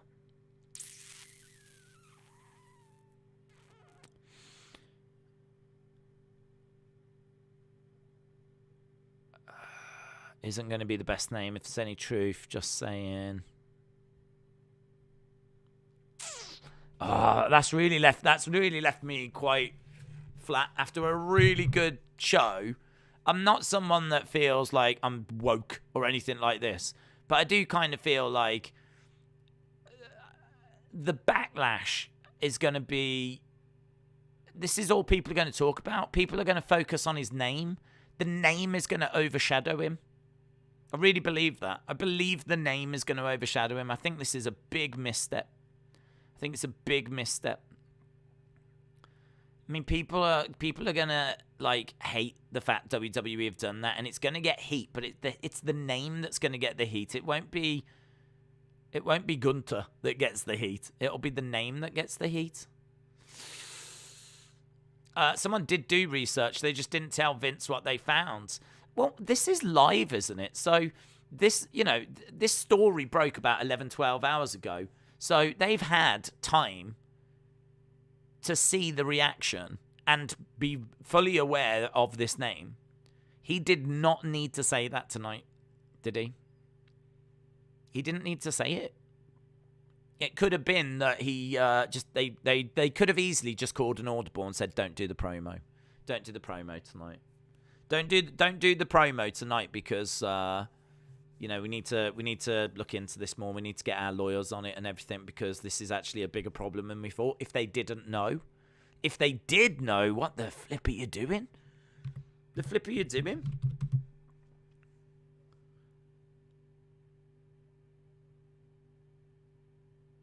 I mean, it is possible to be named. It is possible to be named the same as someone and it not be the same name. So that that is possible. But why would you want to be?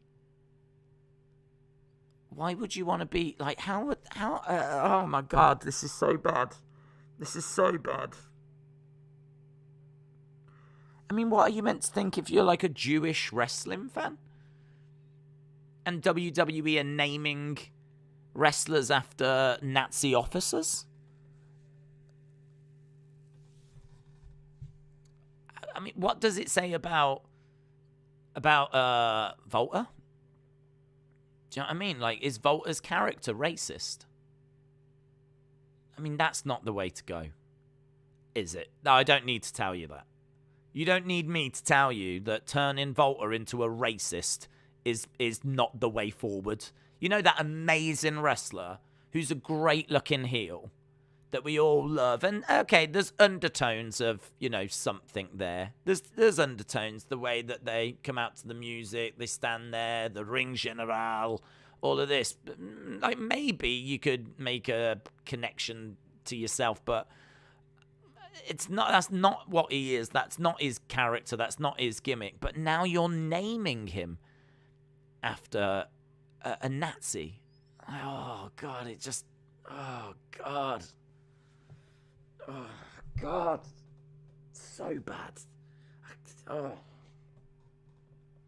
So bad. So bad. What do you score NXT? Check Sean Ross Sapp.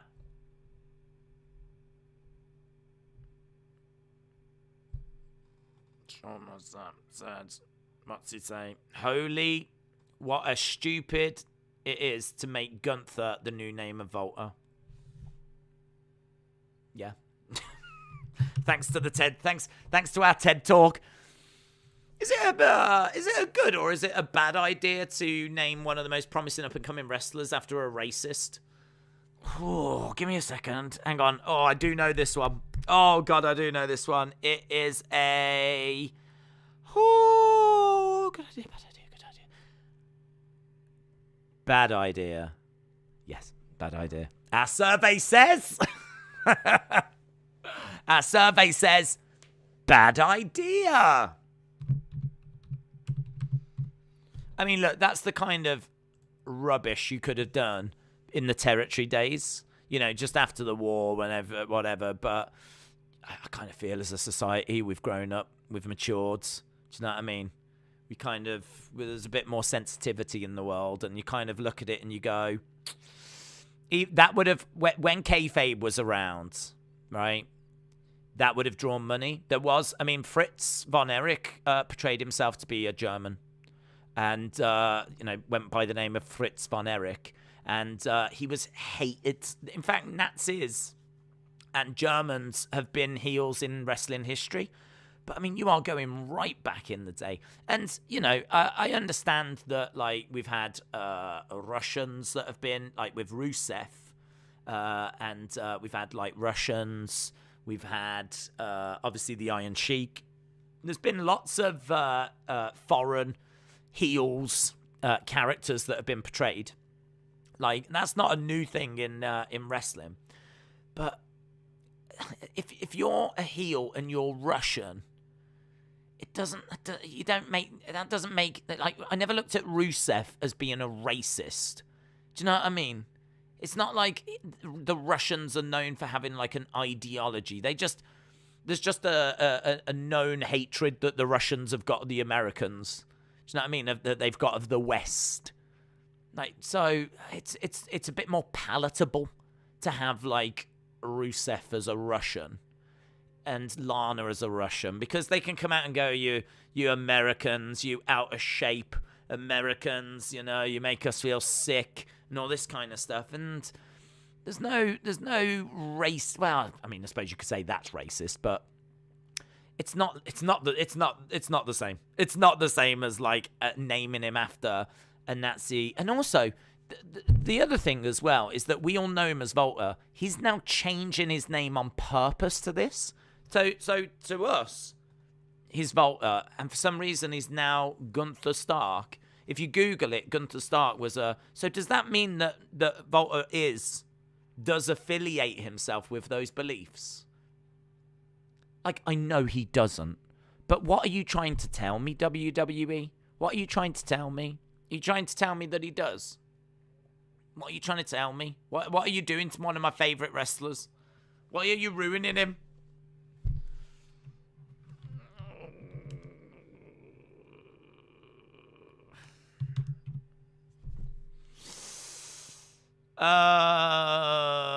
Wasn't there a terrorist versus Taker? Yep. How long did that last? Yeah, they do. Horrific lag. Is it back? Is it back? Hopefully we're back.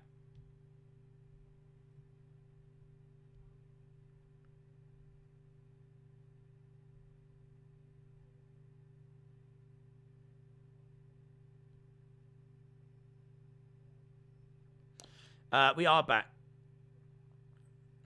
I didn't actually. I didn't search anything.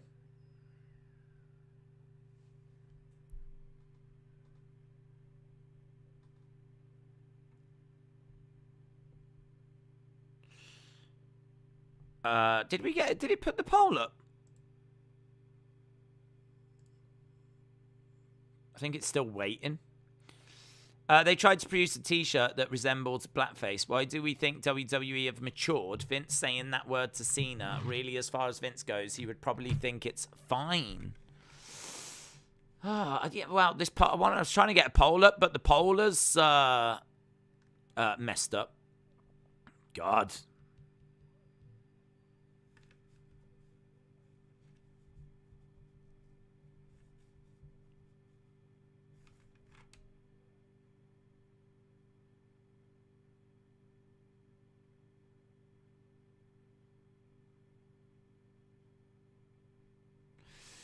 I was going to rate the show a 7 until the ending. NXT was pretty good tonight. I don't know what's happening with the poll. I don't know what's happening. I think it's given up.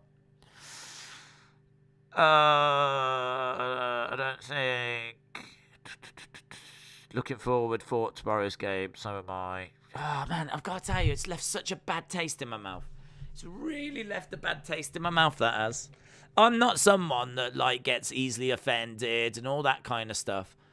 I'm not someone that's into the cancel culture and all that kind of stuff. I'm genuinely not. But I don't get the logic of naming one of your most promising up-and-coming wrestlers after a Nazi officer. After a I don't understand. I mean, he doesn't need it. He doesn't need it. All he needs is, with that accent, just lay into Americans. Just like, you Americans are out of shape. Same shtick that Rusev did. He doesn't need to be named after a Nazi officer. I mean, look, is it a mistake? Did they maybe not know? I don't know. But then how do you defend the fact that it was everywhere today? Everyone was talking about it, and they've still gone ahead with it. How do you defend that? Why has no one pulled the trigger now? Why has no one said, let's not announce the name tonight? Let's not announce the name. We can always do it at the beginning of next week if we have to, but let's just you know. I mean, that is something you call Vince up for. If I was running NXT, I'd be giving him a bell. I'd be like, look, have you heard this? Have you heard that this? But maybe they already know. I have zero hope for Volta on the main roster. I could see if they brought someone in, your name Gunther, a different person, but not Volta, who's a whole different guy. You can't blame Vince. Sometimes he doesn't make all the decisions. There's a lot of people who are in control, not just Vince. If you're disappointed, then don't watch WWE. This could offend many Brits.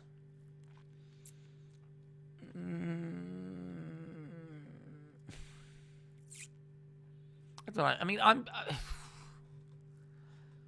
trying to think, like, realistically, how do I feel about it? I mean, am I offended by it? I'm not offended by it. I'm worried about what it does for him. That's what I am. I'm not offended by it because people can have the same names as other people. But what I don't get is, why has he changed his... You see, if he had come in with that as his name, and that was his name, and that had always been his name, then that's one thing. That's his name, right? But his name is Volta.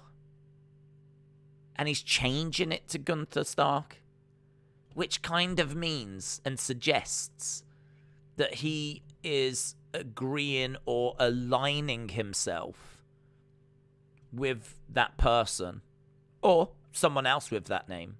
And that's why he's, gone with that. Like, I just don't like it. It just raises up all this baggage that doesn't need to be there. It just doesn't need to be there. Oh, I don't want to keep banging on about it. I don't like it. I'm trying to make sense of it. Maybe they will say he doesn't like the name. I don't know. It needs a name change. Maybe that's his real name. Well, I mean, a quick Google search will tell if it's his real name. I mean, it'll be a hell of a coincidence if it is.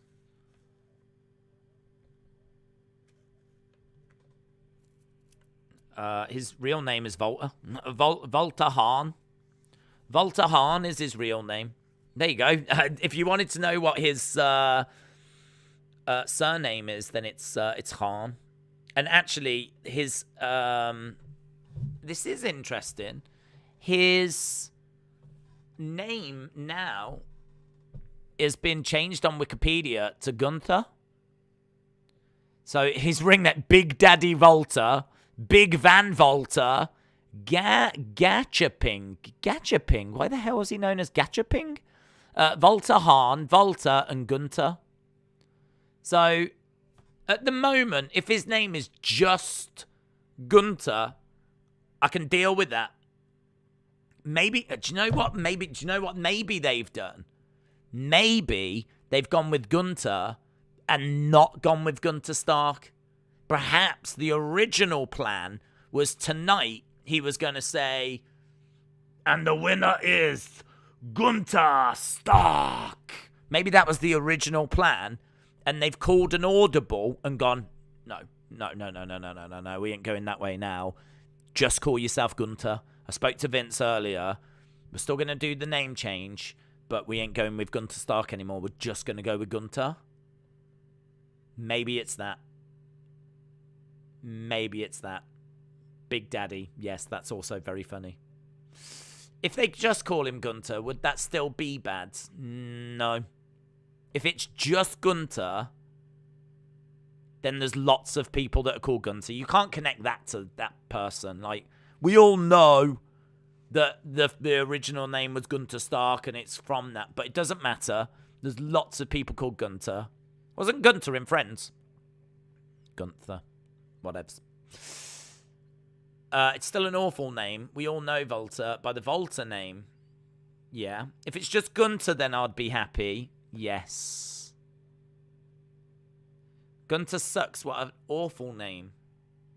It's Gunther. Gunther's all right. Volta, Gunther. I don't see a whole world of difference. So, if it's just Gunther, because WWE have to flipping own everything, don't they? If Volta gets over as Gunther, they then don't want him using that name if he leaves them. He'd go back to being Volta. So, yeah, if it's just Gunther. True Days, WWE is not racist. That's like changing an American wrestler's name to Bin Laden. I was thinking Gunther from Friends as well, says Austin. Brad said, I'm going to refuse to call him Gunther. I'm going to stick with Volta. Gunther sounds like a Brazilian dancer. Nah, Gunther's, I think Germany. I think Austria, Germany, when I hear of Gunther. Gunther's definitely a name I think of from there. So, I don't mind that change. But no way can we have Gunther Stark. We can't have Gunther Stark. Please just be Gunther. Please just be Gunther. I'm all right with Gunther. But don't be Gunther Stark. What has NXT sent anything out? I don't know what's happening with the poll, guys. I don't think it's going to happen tonight. It's probably, in fairness, there's other things for us to talk about.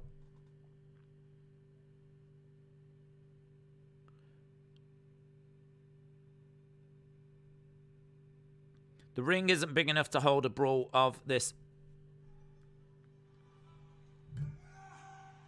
Of this match is Gunther.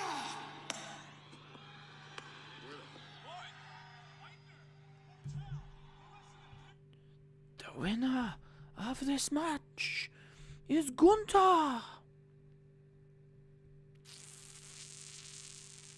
Okay, well, let's see.